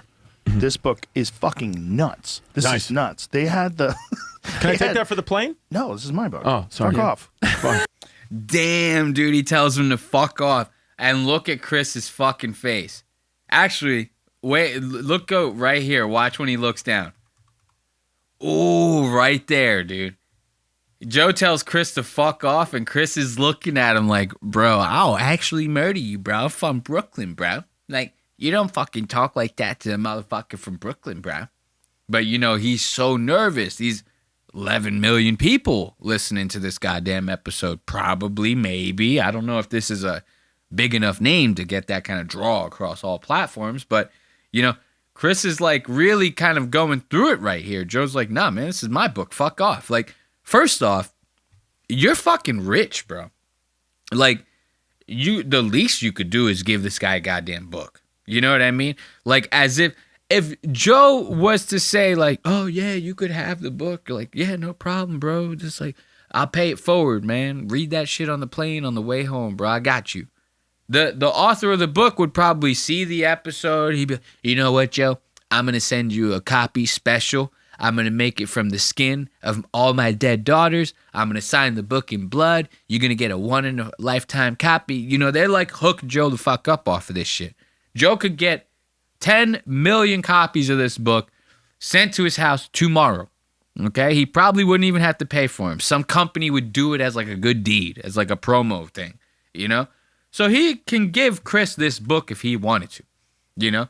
So when I see Joe act like this, when Chris asks him this and Joe like snaps back at Chris like that, to me that says he doesn't like these guys. Blitzed. Yes. It's fucking crazy book. And I had the author in here, and he's explaining. There it is. Here it is. Norman Ohler. This book is fucking nuts. This Nice. is nuts. They had the. Can I take that for the plane? No, this is my book. Oh, sorry. Fuck off. Go buy one. Amazon. Amazon.com. Yeah. Don't you have an audiobook? Dude, that was rough. Look at the way Chris acts. Like, this is, I said it earlier, this is like middle schooler at a party trying to fit in, gets blown the fuck up. This is like that type of behavior. Dude, it's almost sad to see the expression that just goes down Chris's face like this. No, this is my book. Oh, sorry. Fuck off. Go buy one. Amazon. Amazon.com. Yeah. Don't you have an audiobook? That is rough. Dude, we have to zoom in on that. That's a really rough expression, dude. Watch this. No, this is my book. Oh, sorry. Fuck off. Go buy one. Amazon. Amazon.com. Yeah. Don't you have an audiobook reader Dude, that was so rough, dude. Holy shit. thing? No, I like to read it, the words. I can't really listen. Oh, okay. Yeah, I have a weird brain like that. Well, you can get audio book or regular books on your phone. Don't you know Yeah, that? I try to. I feel like I'm addicted to the phone. I like to read the paperback. Yeah, probably better. Yeah. So, but you know, to each their own. But if it wasn't for drugs, Look, Chris is almost like pathetic in this shit, bro. We got to give it up for Chris, bro. Like, let's give it up for Chris, the History Hyena boys, you know what I mean, for trying to do their best on the good old JRE, you know what I mean? Let's get a little bit of music going, and we'll have another smoke break. Actually, this is a pretty interesting song that I want to bring up during this smoke break right here. I ended up like coming across this like random song on it was actually on Instagram. I was like posting a story to help promote an episode of the show on Instagram, and the episode had to do with Tony Hinchcliffe. So usually when I'm doing the music for the story post, I try to like make the music relevant to what I'm posting about. So I'll like type stuff into the search bar for music like Tony Hinchcliffe, right? Just to see what comes out. I'm not looking for like stand-up clips of Tony shit. I'm just seeing what music would come out of a search engine if I typed in the thing that I'm posting about, right? It could be Tony Hinchcliffe one day, it could be Joe Rogan the next day, it could be whatever. And you find some pretty interesting songs like that are associated with these guys. And I ended up finding this one from this rapper named AHHTOOFAST. And I actually thought the song was pretty damn good. And it starts with like a Cam Patterson quote from an episode of Kill Tony. So I wanted to feature it on the show, but you know how YouTube is with copyrights and stuff. So I actually reached out to this guy and was like, hey, did you write this song? I reached out to him on TikTok. The guy reached back and said that we could play some of his music on the show. So we're going to spark up this J, and I'm going to play a song from AHHTOOFAST. Let's check it out. Should know about you as we get to know you. What do you think 3,000 people in front of you? What's something interesting about you? I'm not retarded, but I like rocks. Pull up on a motherfucker, make it rain and breath the thunder, doing this shit I was young. Yeah, fucking that bitch, she gonna suck on my dick, and you know I hit a lick. They feel real good. I got this one. Run, motherfucker, before I get the pistol. 10 shots at your fucking face, it don't miss ya. Run, pussy boy, yeah, you know we running down. Yeah, you know you hear the fucking sound of my 100 rounds. Bitch, I got big toys, yeah, I make big noise. Put her on a track for your bitch, she gon' spit twice. Let's have a fist fight, bitch, I'm a big guy. Pulling off a cat, yeah, I'm about to have a good night. I'm the top dealer, and I'm about to go and realer, man. Ain't nobody realer when I'm feeling all the milligrams. Bitch, you know I'm militant, hey, you know I'm him again. No side shotty when I'm chilling with your bitch again. Yeah, I ain't got no fucking passport, I don't need one. Move across the water through the border. Very interesting song by Mr. AHHTOOFAST. Usually every song's got like a couple different rappers featured on them and stuff like that. But I really enjoyed that song. I ended up using that song on one of my story posts and stuff like that. So let's give it up for Mr. AHHTOOFAST for letting us use some of them OG raps on Lost Aux Media. You know what I'm saying? So while this is playing in the background, I'll prime you guys for this Tim Heidecker interview on Matan Evans' show. So Mr. Heidecker is doing a little bit of the podcast circuit recently because he's doing a new stand-up tour. He's got a couple things going on that he wants to promote. So naturally, he's trying to get on some shows that do some numbers. And he ends up coming across Matan's show, probably sees that it's doing some big numbers, does a little bit of research, and probably says to himself, I could handle that kid. You know what I mean? So let me go on there and try to get some of those numbers. And usually, in good old Matan fashion, just like usual is what I meant to say. Sorry, the shmee is getting me. But just like usual Matan Evan fashion, he tries to shake the shit out of Tim the second that he gets on set. And I'm not going to lie to you, dude. The way that Tim ends up handling himself is like, it's like poetry in motion. Like, you actually, it doesn't get any smoother than this, the way that Tim actually fucking navigates this whole thing. So let's check this out. Right from the rip, you're going to see it's not going to disappoint. Tim's his performance. It doesn't disappoint. Okay, can we get, oh yeah. Hello everybody, welcome back to the There we podcast. go. For today's guest, we have Team Heidecker. Welcome in. And then you can come and sit in the middle. Thanks for coming. Nice to meet you. I appreciate it. And for today's co-host, welcome Viral Flooring, my manager. He will be today's co-host. He's a huge fan of you, by the way. Nice. Thank you very much. I appreciate your support. So if you could please just... I like that. I'm going to do that. Ooh, right there. See? This is what I'm talking about.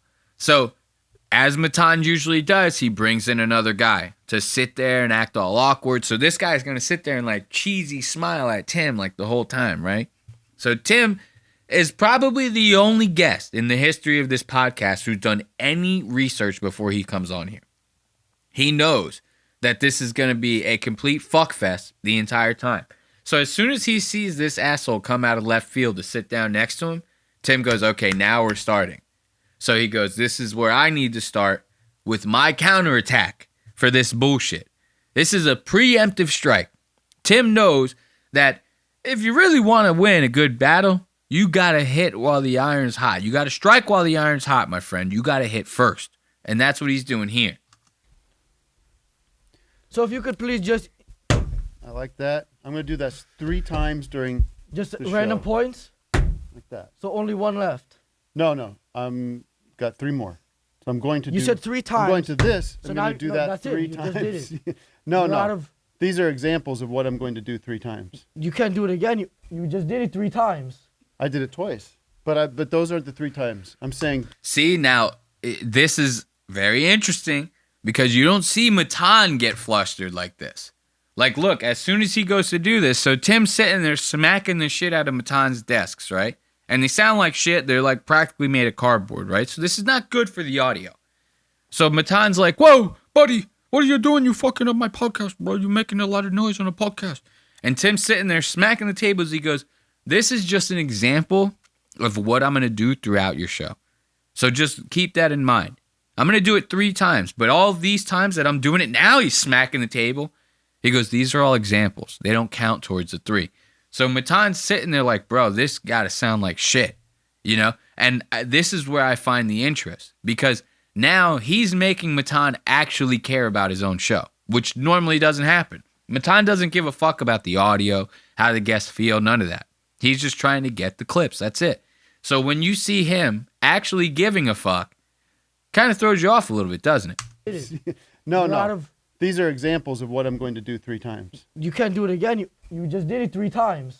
I did it twice. But those aren't the 3 times. I'm saying during the show I'm going to do You're just giving that an example. 3 times. But now you've done it more than 3 times. Now it's 4. You don't even listen to your own rules. Please just, in case anybody doesn't know I just you, love doing that to these tables. They make such a great sound. Yeah, just in case anybody doesn't know you, please just introduce yourself. Tell them a little bit about you. So now watch, Tim, right here, you're not going to hear hardly any serious shit come out of his mouth. And Matan's going to pick up on this. He's going to be like, no, you got to be serious. I'm the one who's supposed to doing all the fuckery here.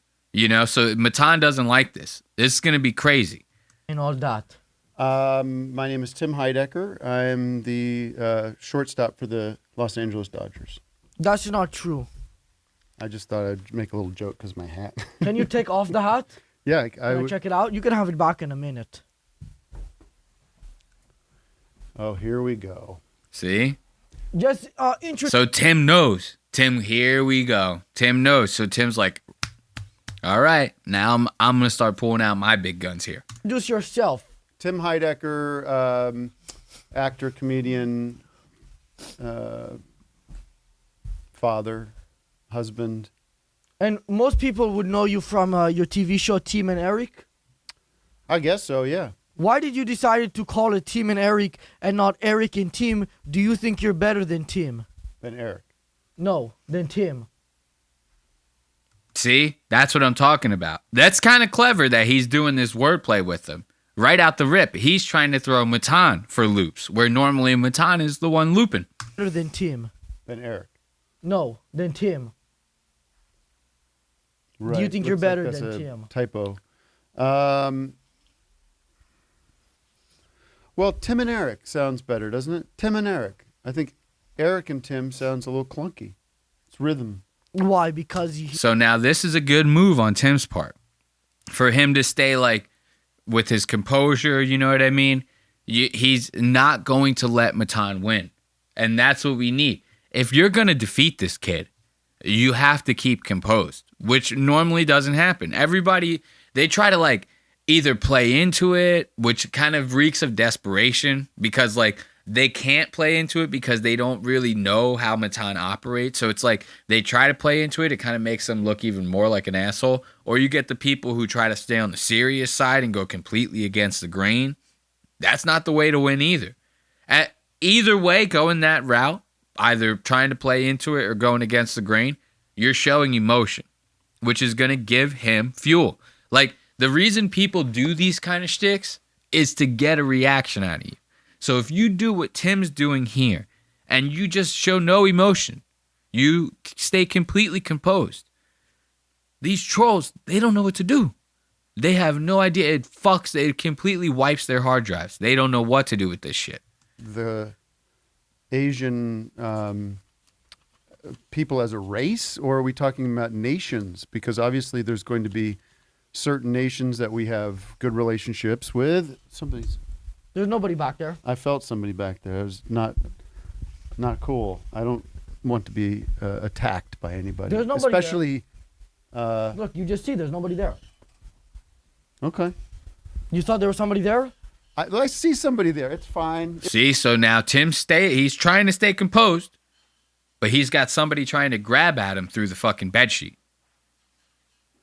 This is not good for Tim, you know?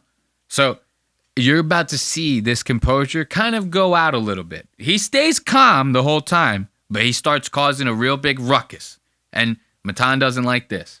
It's fine. That's It could just be, we because can do a haunted house. You want to do a haunted house? There's nothing going on here. I didn't flinch at that. Number 2. Oh, that was the second one? Actually, that was number 1. No, that was number 5. Maybe 6. People at home can watch. I did 2 as demonstrations. There's nobody there. I'm telling See, you. so now somebody tries to grab at him again, right? And this is where Tim's going to start fighting back like you've never seen. I know someone's there. Ah, there he is. Anything else? Sorry, that was Mike. Mike? Yeah. Okay. We might have had to cut that. Yeah, sorry if you just saw a cut. Mike was behind here and he thought it was a demon. Right. So he physically attacked Mike. Well, you threw down the curtain. So we had to cut it in. So now you see, if you saw that, I almost missed it myself. Tim ended up fucking taking apart the whole goddamn shit. So they had to cut the cameras because Tim was like, I'm not having this. He starts tearing down the walls, the whole thing. There's nobody there, I'm telling you. I know someone's there. Ah, there he is. See, he had to end up cutting. They end up cutting to a different shot because Tim's like, bro, we're not having this shit, bro. Right? So he stays composed for a little while. Then Tim starts getting serious. But he starts getting serious in like his own way here. You know? Like, you could see, even though he's getting serious, once again, he's staying very composed. And Matan doesn't know how to react to this. Appreciate it. Okay, let's get into Terry's guy who I said wasn't here. And please, go ahead and give him the garlic bread. And the bottle of water there. Forget the bottle of water. Oh, there we go. Oh, that's not mine, though. No, don't give him that. I don't want to drink somebody else's bottle of water. Fine, well, he'll give you your water. Okay, and that Aquafina down there. Go ahead. Make sure you pay attention to the detail of the bottle of water being Aquafina. It's very important that Tim gets Aquafina, okay? Remember that. There you go. Leave that there, Mike. Terrorist Mike. The Aquafina, thank you. He's deciding whether or not to get it. I could throw it. You could throw it. He's looking at you to decide should I give it or do you want me to not withhold? No. The Aquafina. The Aquafina. Look at that. I love that shit right there. Look at that. That's assault, brother. That's assault. You come on here, you just fucking assault one of my goddamn co-hosts like that, throwing shit at him on the set. This is a wild episode. First, right out the rip, we're seeing people shooting off guns in the middle of the podcast set. Tim Heidecker tearing the walls down, throwing fucking bottles of water at the assistants and shit. I like this. No. The Aquafina. The Aquafina. Hey guys, sorry for the. Now look, we cut to a fucking commercial, right? I hate these things, these ads. And then the next time code is right after the ads. They're still in the middle of throwing stuff. Watch this. You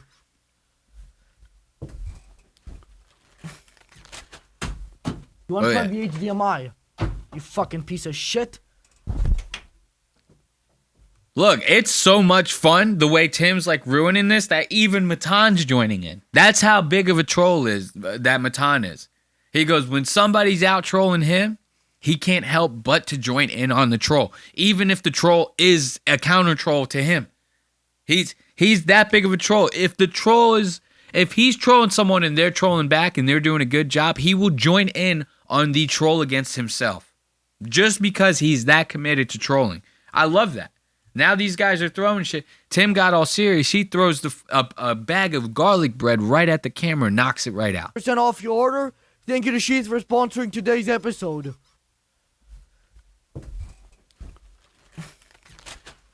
There you want to go. plug the HDMI? You fucking piece of shit. When you're done plugging that in, get me my Aquafina. Ooh. Don't give it to him. Now you unplug the angle. You know what this is going to feel like? I love that. You can't see him now. He's smart. He did. He got away. I'll give him that. He's sly. All right, He's quick. Let's move on, okay? You notice that? So you notice how Tim's doing this. He's very poetic with this. He's causing a ruckus, but he's still staying composed, which is nice. It's like you kind of don't expect that, really. You know what I mean? You really don't expect it. Now watch. This guy, he's about to start bitching people around and doing the whole thing. Actually, I'm not going to lie. I don't know what this next time code's about. I'm going to keep it real with you. The only note that I put in there was the word bitch. So this could mean anything. I have legitimately no idea what's going to happen right here. Oh, wait. Wrong time code. Let's go to bitch. Oh, wait. No, that was it. That was it. I'm sorry. I labeled the time code bitch because Matan calls him a bitch. Now watch this. Watch Tim start bitching these people around. This is the time code that I wanted to get on. Tim starts flexing his nuts on Matan like a motherfucker. Watch this. Can we get the terrorists to bring in the knife, please? No. To You cut bring the a cake? knife into this set, I walk. No, please. That's all. No, it's a fake knife just to cut the cake. Well, how's it going to cut the cake if it's fake? Well, my hand could hypothetically cut the cake too, but that would be. We don't want to do that. We don't want to unhygienic. get all Eric Andre here and get a big mess everywhere. No, we're not gonna do that. Okay. We're gonna cut you a piece. I like that, how Tim is like talking shit because Matan kind of is just taking Eric Andre's whole thing, which is fine. He's like making it his own and everything, but it's very Eric Andre what he's doing. It's a slice. We'll celebrate it. No. Back in your hole. Go back, I guess. Look at that. Back in your hole. Don't pass it to him through the sheet or anything like that. I'm watching you. Well, he'll just top you again and Hey. make sure you're not looking. Let's move on, okay? Dude, this is wild. You don't see Matan letting people boss anyone around like that in the studio. It's kind of wild. Tim really flexing his nuts all over Matan's shit. Like his nuts right now are like, you know what I mean? He's really giving this guy like the what for here. Oh, don't pass it to him through the sheet or anything like that. I'm watching you. Well, he'll just top you again and make sure you're not looking. Let's move on, okay? Sorry if I'm a little off topic now and I'm slurring my words. I'm on fire right now. Look at that. You see that running guy? That's me. Can I touch? Matan's been taking 5-hour energies this whole goddamn time. Now watch this. The ending of this is very interesting, as most endings with Matan are. Let's check this out and end this segment so we can move on. Happy birthday cake. We nailed it. I mean, I think we got it. Yeah, we did it. We can end it here. Here's the thing. I want to reuse that birthday cake idea for Longneck, who's the next guest. Well, it looks like you're going to have to run out to Ralph's and get another one, because this is a gift to me, and I'm taking it so with can me. you eat half of it and then we'll give the other half to him? Joke doesn't work. Why Joke not? doesn't work as a half. It's got to be a fresh cake with the disease written on it. So unfortunately, either you kill that bit or you go out there and get another one before your next guest here. But I don't have time, though. He doesn't have patience. He's not a patient guy. That's not my problem. He's super famous, by the way. But thank you so much for having me down here. Thanks. Pleasure. Whoa. Look Hello, at everybody. that. Welcome back to the... I didn't mean to restart it. Matan got one final dig on him. I will give him that. I will give Matan. He pulled the old Donald Trump on him and fucking went to shake his hand, yanked him in there, dude. So let's give it up for Matan. At least he got a little bit of the last laugh on that, right? You know? Can't blame him for trying. I was so surprised. Like, usually Tim, he kind of like makes an ass out of himself because Tim is like real left leaning. So he'll like argue with like Republicans and like these like red pill type people and shit. And it kind of makes him seem a little like, I don't know. It's just a very cucky thing to be like arguing with people like that online. And Tim will do that from time to time. So I was very like surprised to see him go on there and handle himself so well with Mr. Matan even. You know what I mean? That's good shit. So this next set of time codes that we're going to get into, this next segment to end the episode, is going to be Armie Hammer's appearance on Yo Mom's House. This is going to be a very interesting one because, like I was saying, if you know anything about Armie's cancellation, you know that this guy was like real heavy into it, bro. Like sadomasochism. He was like tying people up like croissants and shit, talking about wanting to eat people's skin, wear people's faces. His family were like billionaire oil tycoons. So, you know, he comes from like a family of people that like, they think that they can do whatever they want. They're a very rich, powerful family. So normally you get families like that. They always think that they can do whatever and get away with whatever. And this kind of shit is what leads to behavior like Mr. Hammer's here. So because we're running late on some time, we're going to skip ahead a little bit. We're going to talk about Mr. Hammer's cancellation. Listen to him talk about this shit and then listen to how unsettling it is when Tom and Christina like relate to it so much. You know what I mean? Like they should be asking funny questions, yes, but they should be kind of like chipping away at this guy a little bit. If I had him on the show right here, I'd be like, tell me what it was like to eat the hide of a bitch, you know? It's like, I want to hear the dirty shit.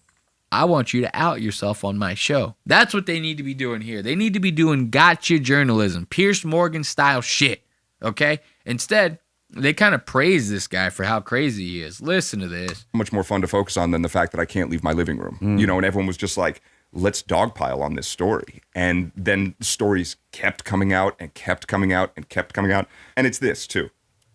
There's a clip of you guys talking where you say, Tom said to me when we first started dating that he wanted to smash my head open and eat my brains or whatever it is. And you say, no, that's not what I said. All I said is I love you so much I want to smash your head into the dresser. Yes, that's true. Yeah. And I saw that and I was like, these are my people. Yeah. It's like, these are my people. Well, but by the way, now imagine if you guys broke up and Christina took her part of that conversation out and only released, Tom said he wanted to smash my head into a dresser and said it with a straight face.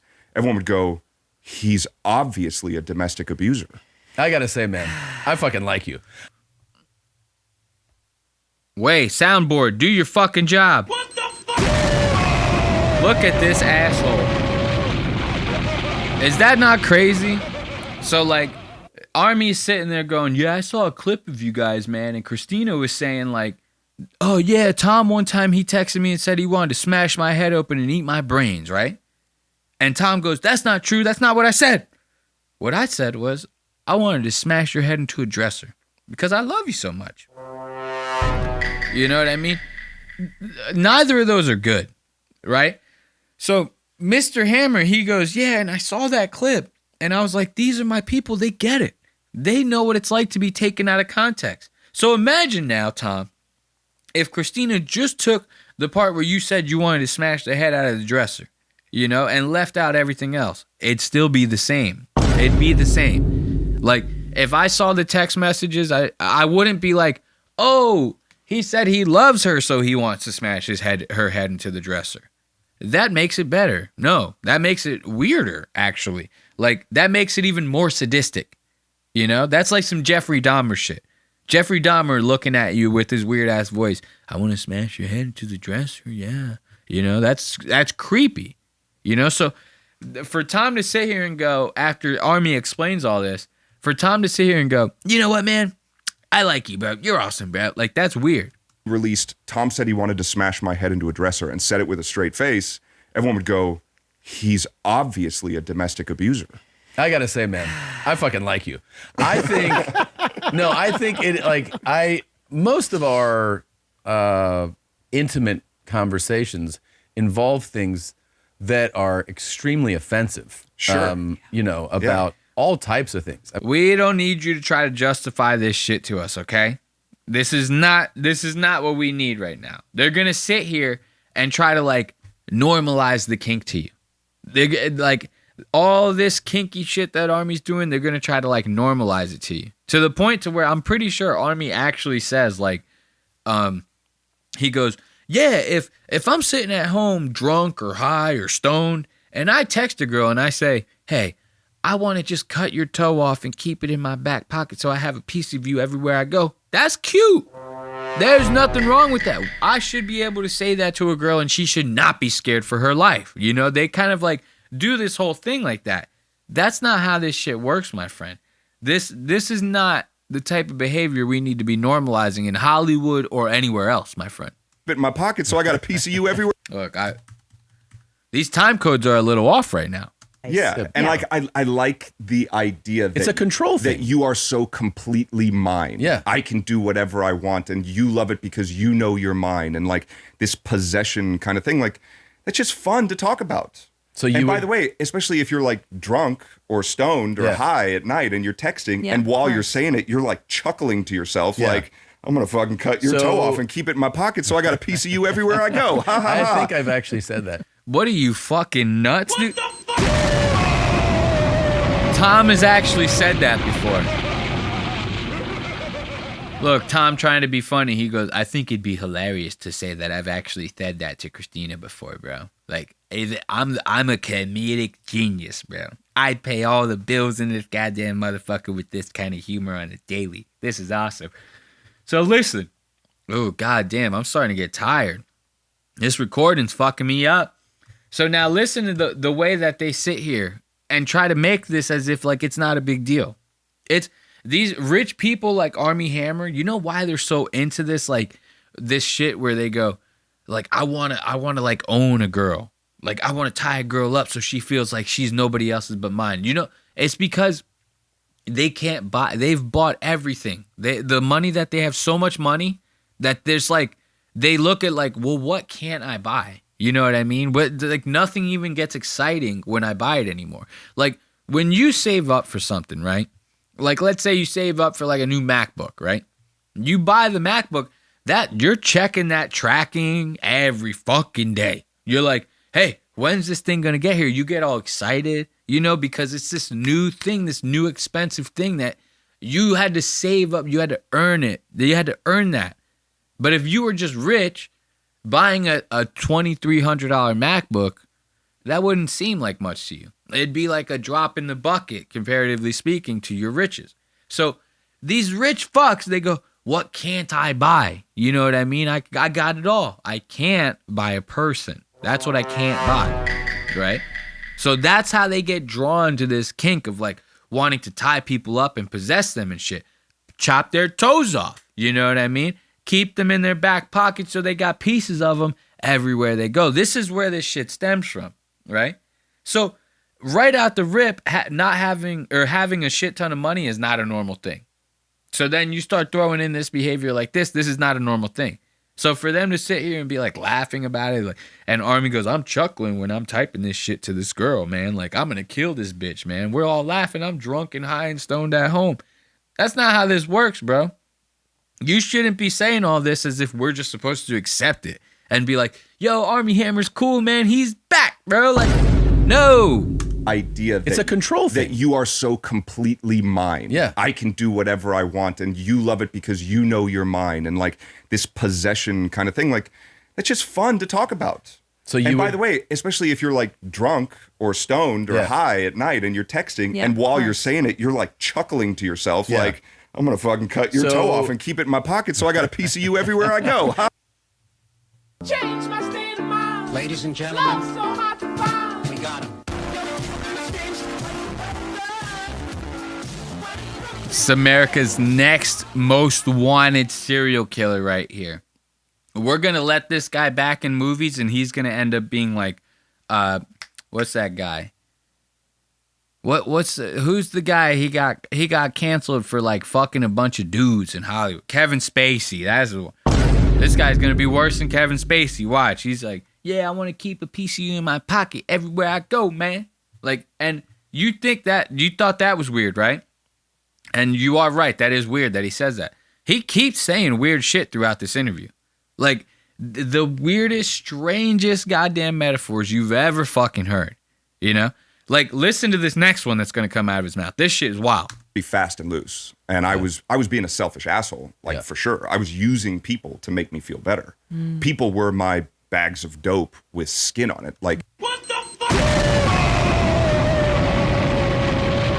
Bro, this is the shit that I'm saying. When you hear this stuff, like, it's one thing to, all right, you're into some kinky stuff and you want to go on a podcast and you go, man, I was misunderstood, bro. Like, other people are into this same sexy, kinky stuff like me, and we should be able to talk about it in the open amongst adults. Yeah, okay, you want to advocate for that, that's cool. When you're advocating for that, you cannot be saying these crazy-ass, creepy metaphors like, I was using people as if they were my bags of dope with skin on them. That's not how that works. Like, when you say stuff like that, it makes us feel like you haven't changed at all. Like, you're still that creepy, fucking weird guy behind closed doors. And that when you say this kind of shit, you're trying to leave like breadcrumbs to let us know, almost like you're playing a sick little game. Like, yeah, I can go out in public and say all this shit. I'll even push the envelope a little bit and watch. I'll be like a wolf in sheep's clothing to these people. They won't even realize that I'm still the same guy. You know what I mean? Like, that's kind of what I'm hearing here. Listen to he's basically talking about how he used to love bomb these bitches. He would love bomb the shit out of a girl, take her on all these crazy vacations, whip the fuck out of her, like chop a couple limbs off, maybe take some skin tags home for lunch, and then just ditch them, right? So he's basically talking about how he just uses these girls up and throws them by the wayside. And this is the metaphor you want to use in that situation. Right. these conditions. I'm saying yes, thinking that I can get all of these things. And then when they don't get all of those things, it's very easy to revoke conditional consent. So it's almost like it just needs to be a more extensive. I also want to say that, like, I was playing pretty fast and loose, and I was being a selfish asshole, like, for sure. I was using people to make me feel better. People were my bags of dope with skin on it. Like, having people want to have sex with me, having sex with people, doing all that stuff, like, it gave me a sense of power. It gave and the craziest part is, like, he says that, he goes, people were like my bags of dope with skin on them. And Christina's in the background, and because she thinks she's a fucking psychiatrist. Like, Christina legitimately thinks she's a psychiatrist. So she's sitting in the background going,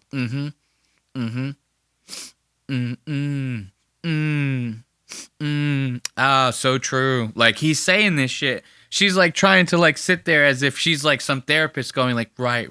Like she's writing it all down. Like, I'm going to analyze this guy. Like, watch me, Tom. I'm going to analyze him. Like, you ain't going to analyze shit. This guy's going to kill somebody one day. Watch. And this is so funny. They start talking about the family's riches and stuff like that, right? And they go, oh, what's it like to be like that rich? Did you see anything that like, you know, was kind of crazy and blah, blah, blah? And he starts talking about like, you know, people that they have a lot of riches. People think it's like some walk in the park, but you know what they say? Mo money. Mo what? You know what I mean? Like, so watch this guy. This is hands down the whitest guy you've ever met, right? And he tries to start quoting, what is that, like some Biggie lyrics, right? Like that. And he starts going, you know what they say? Mo money, mo problems. But he says it like in the whitest way possible. I'm trying to think of what movie. There was like a movie where some actor says it like exactly the way that he's saying it right here. Like, it's almost like, I thought he was, it almost feels like he's doing this on purpose to seem like more of like a ditz, you know, to us. Insane amounts of wealth.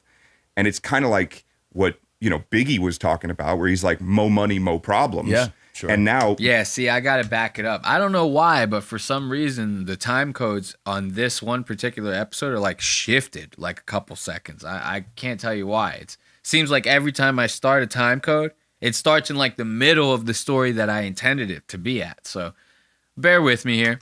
So for 300,000 years of Homo sapien history, you were well off if you're like, we fucking harvested enough grain to get us through the winter. Yeah. Yes. Yeah. And then that agrarian culture is like just ending really on the timeline of humanity. So now you have people who have amassed insane amounts of wealth.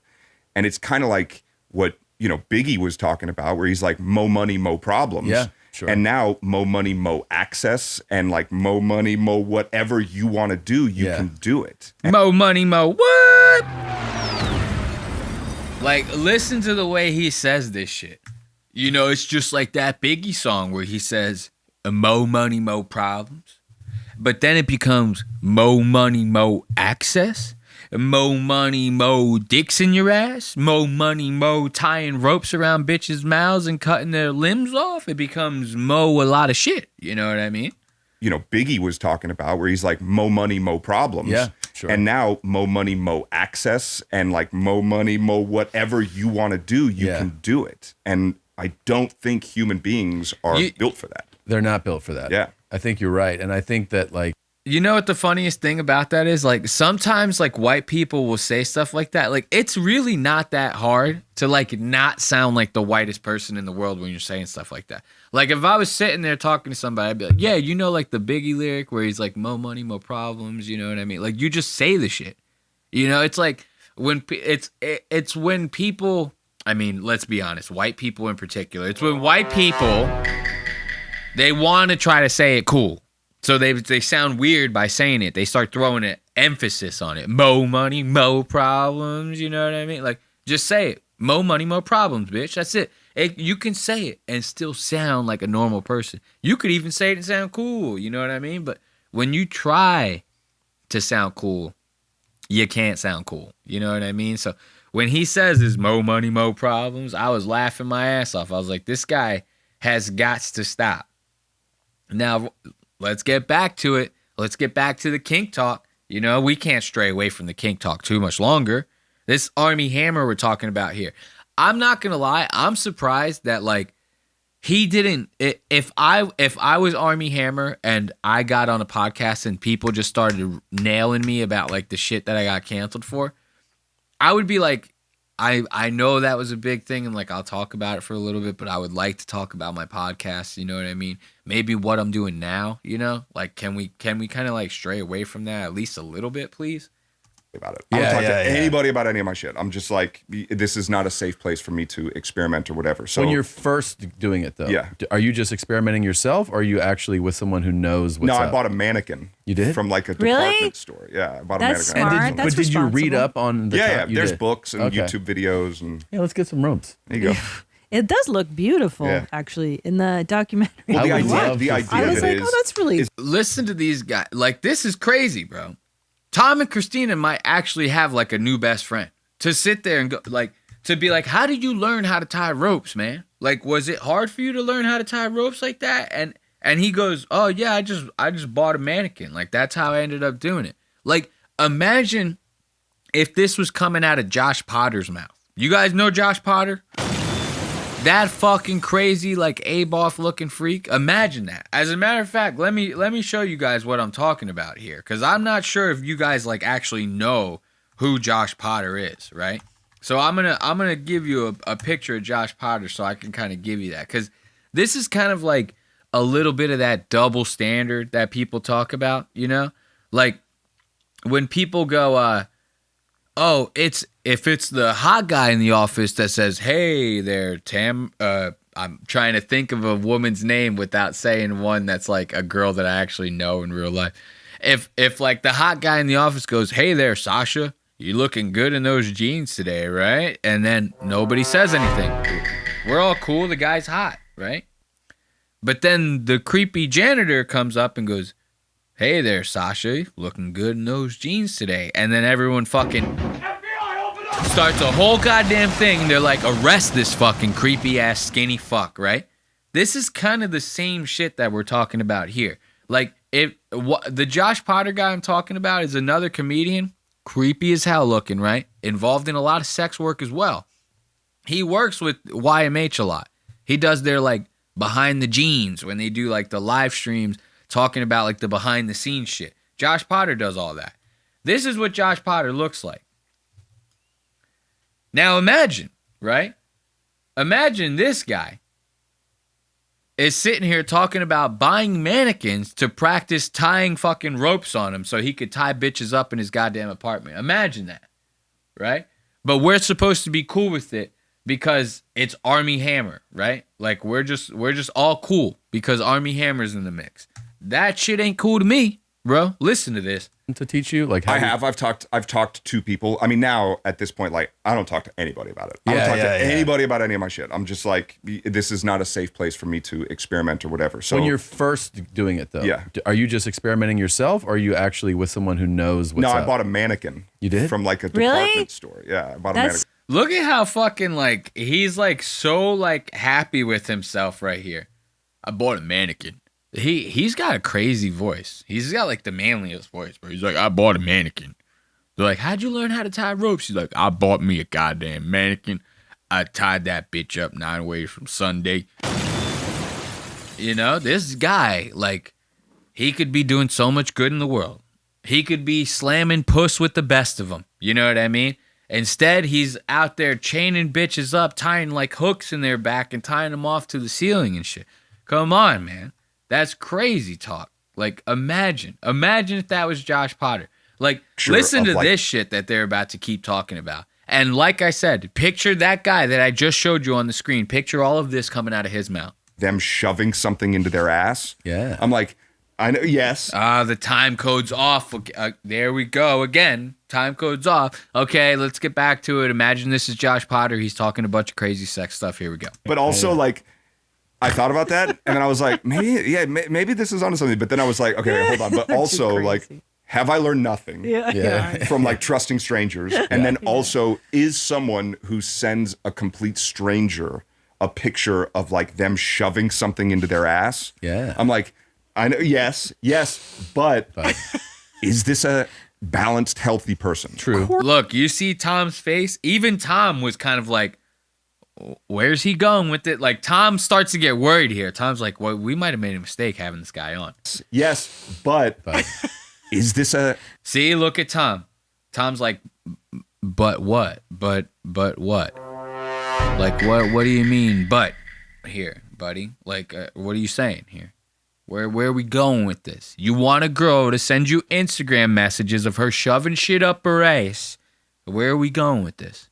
Balanced, healthy person. True. Of course. You know? Yeah. She's at least cool. You know, yeah. She's cool. I mean, she's down. Yeah. Am I balanced and healthy? I'm trying, but not really. So have you developed a Christina pretty loves good this. gauge? Christina's ready to throw it all away for Mr. Hammer. Look at the way she's laughing off of this guy.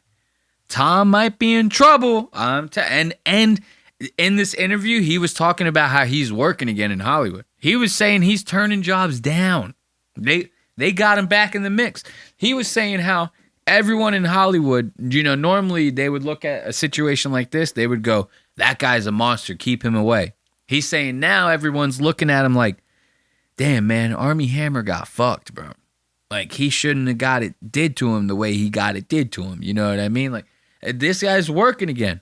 So Tom might be in trouble, dude. He gets a couple good roles. Christina might be S&Ds and getting tied up quicker than you think. Yeah. She's at least cool. She's cool. I mean, she's down. Yeah. Am I balanced and healthy? I'm trying, but not really. So have you Look at developed that. a pretty good gauge? That's worrying. For like, here's someone that I can pursue. No, my picker is terrible. Like, my picker is broken. So what do you do? Imagine that. Imagine Josh Potter sitting there talking on the screen going, yeah, man, I think it'd be cool, dude, if I got like a Instagram DM from a girl. She was shoving like a bunch of stuff up her ass. It'd be real cool, man. She's shoving like a glass porcupine up her ass. And I was like, yeah, man, I'm into it, bro. Like, this is crazy. And listen to this guy.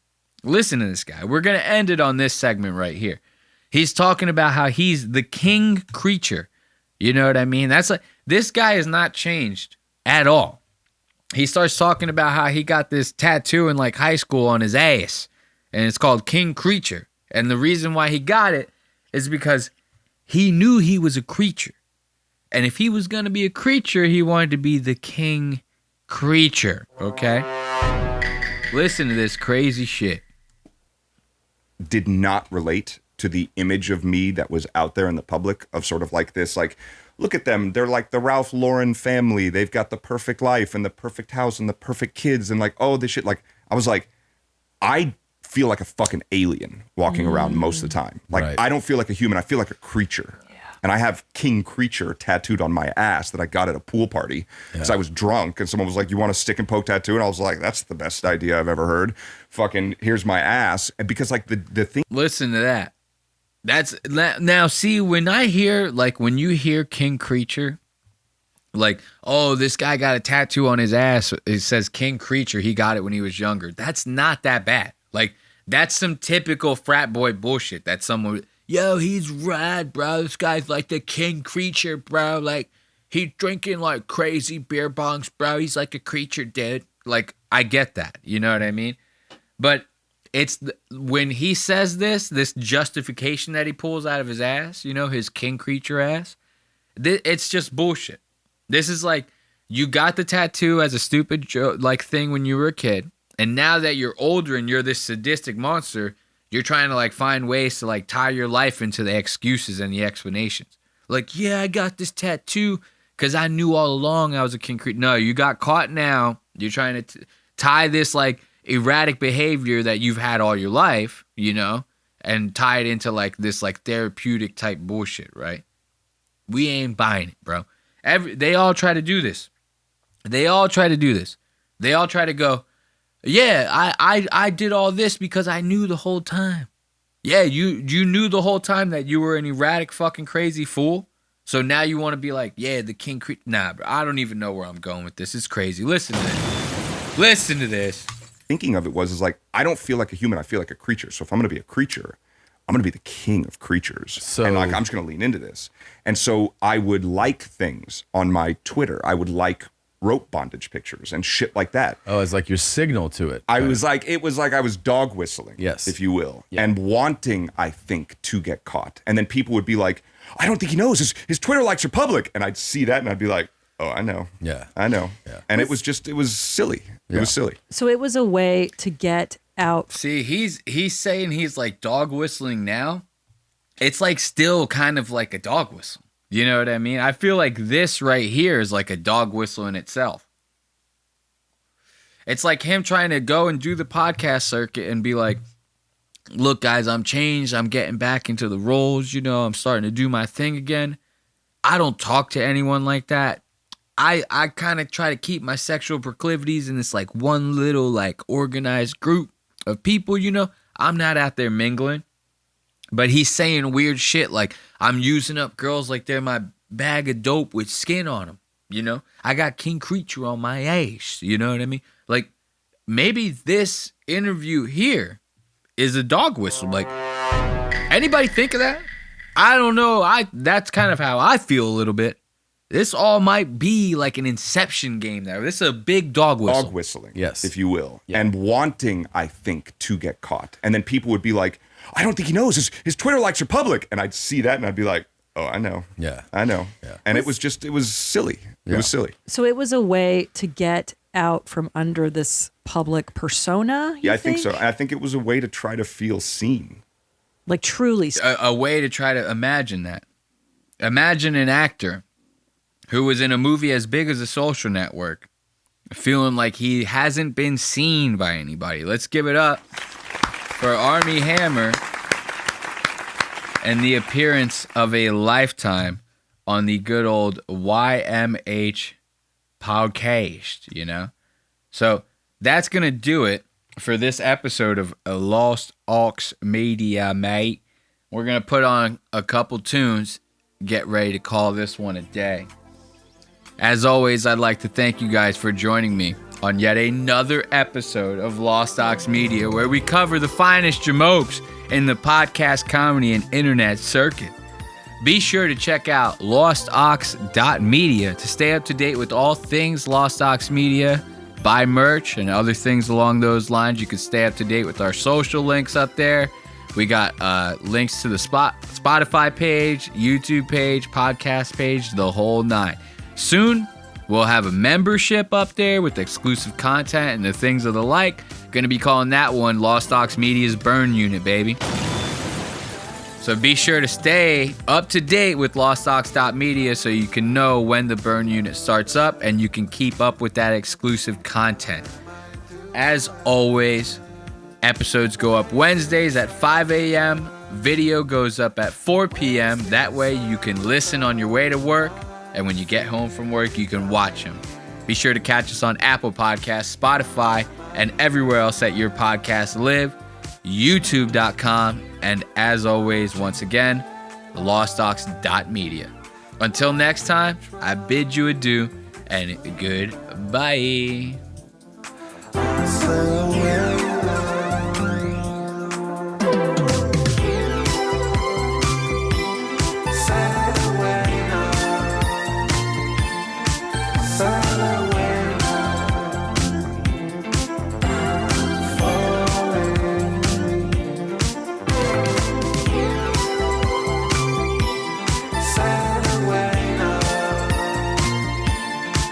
Side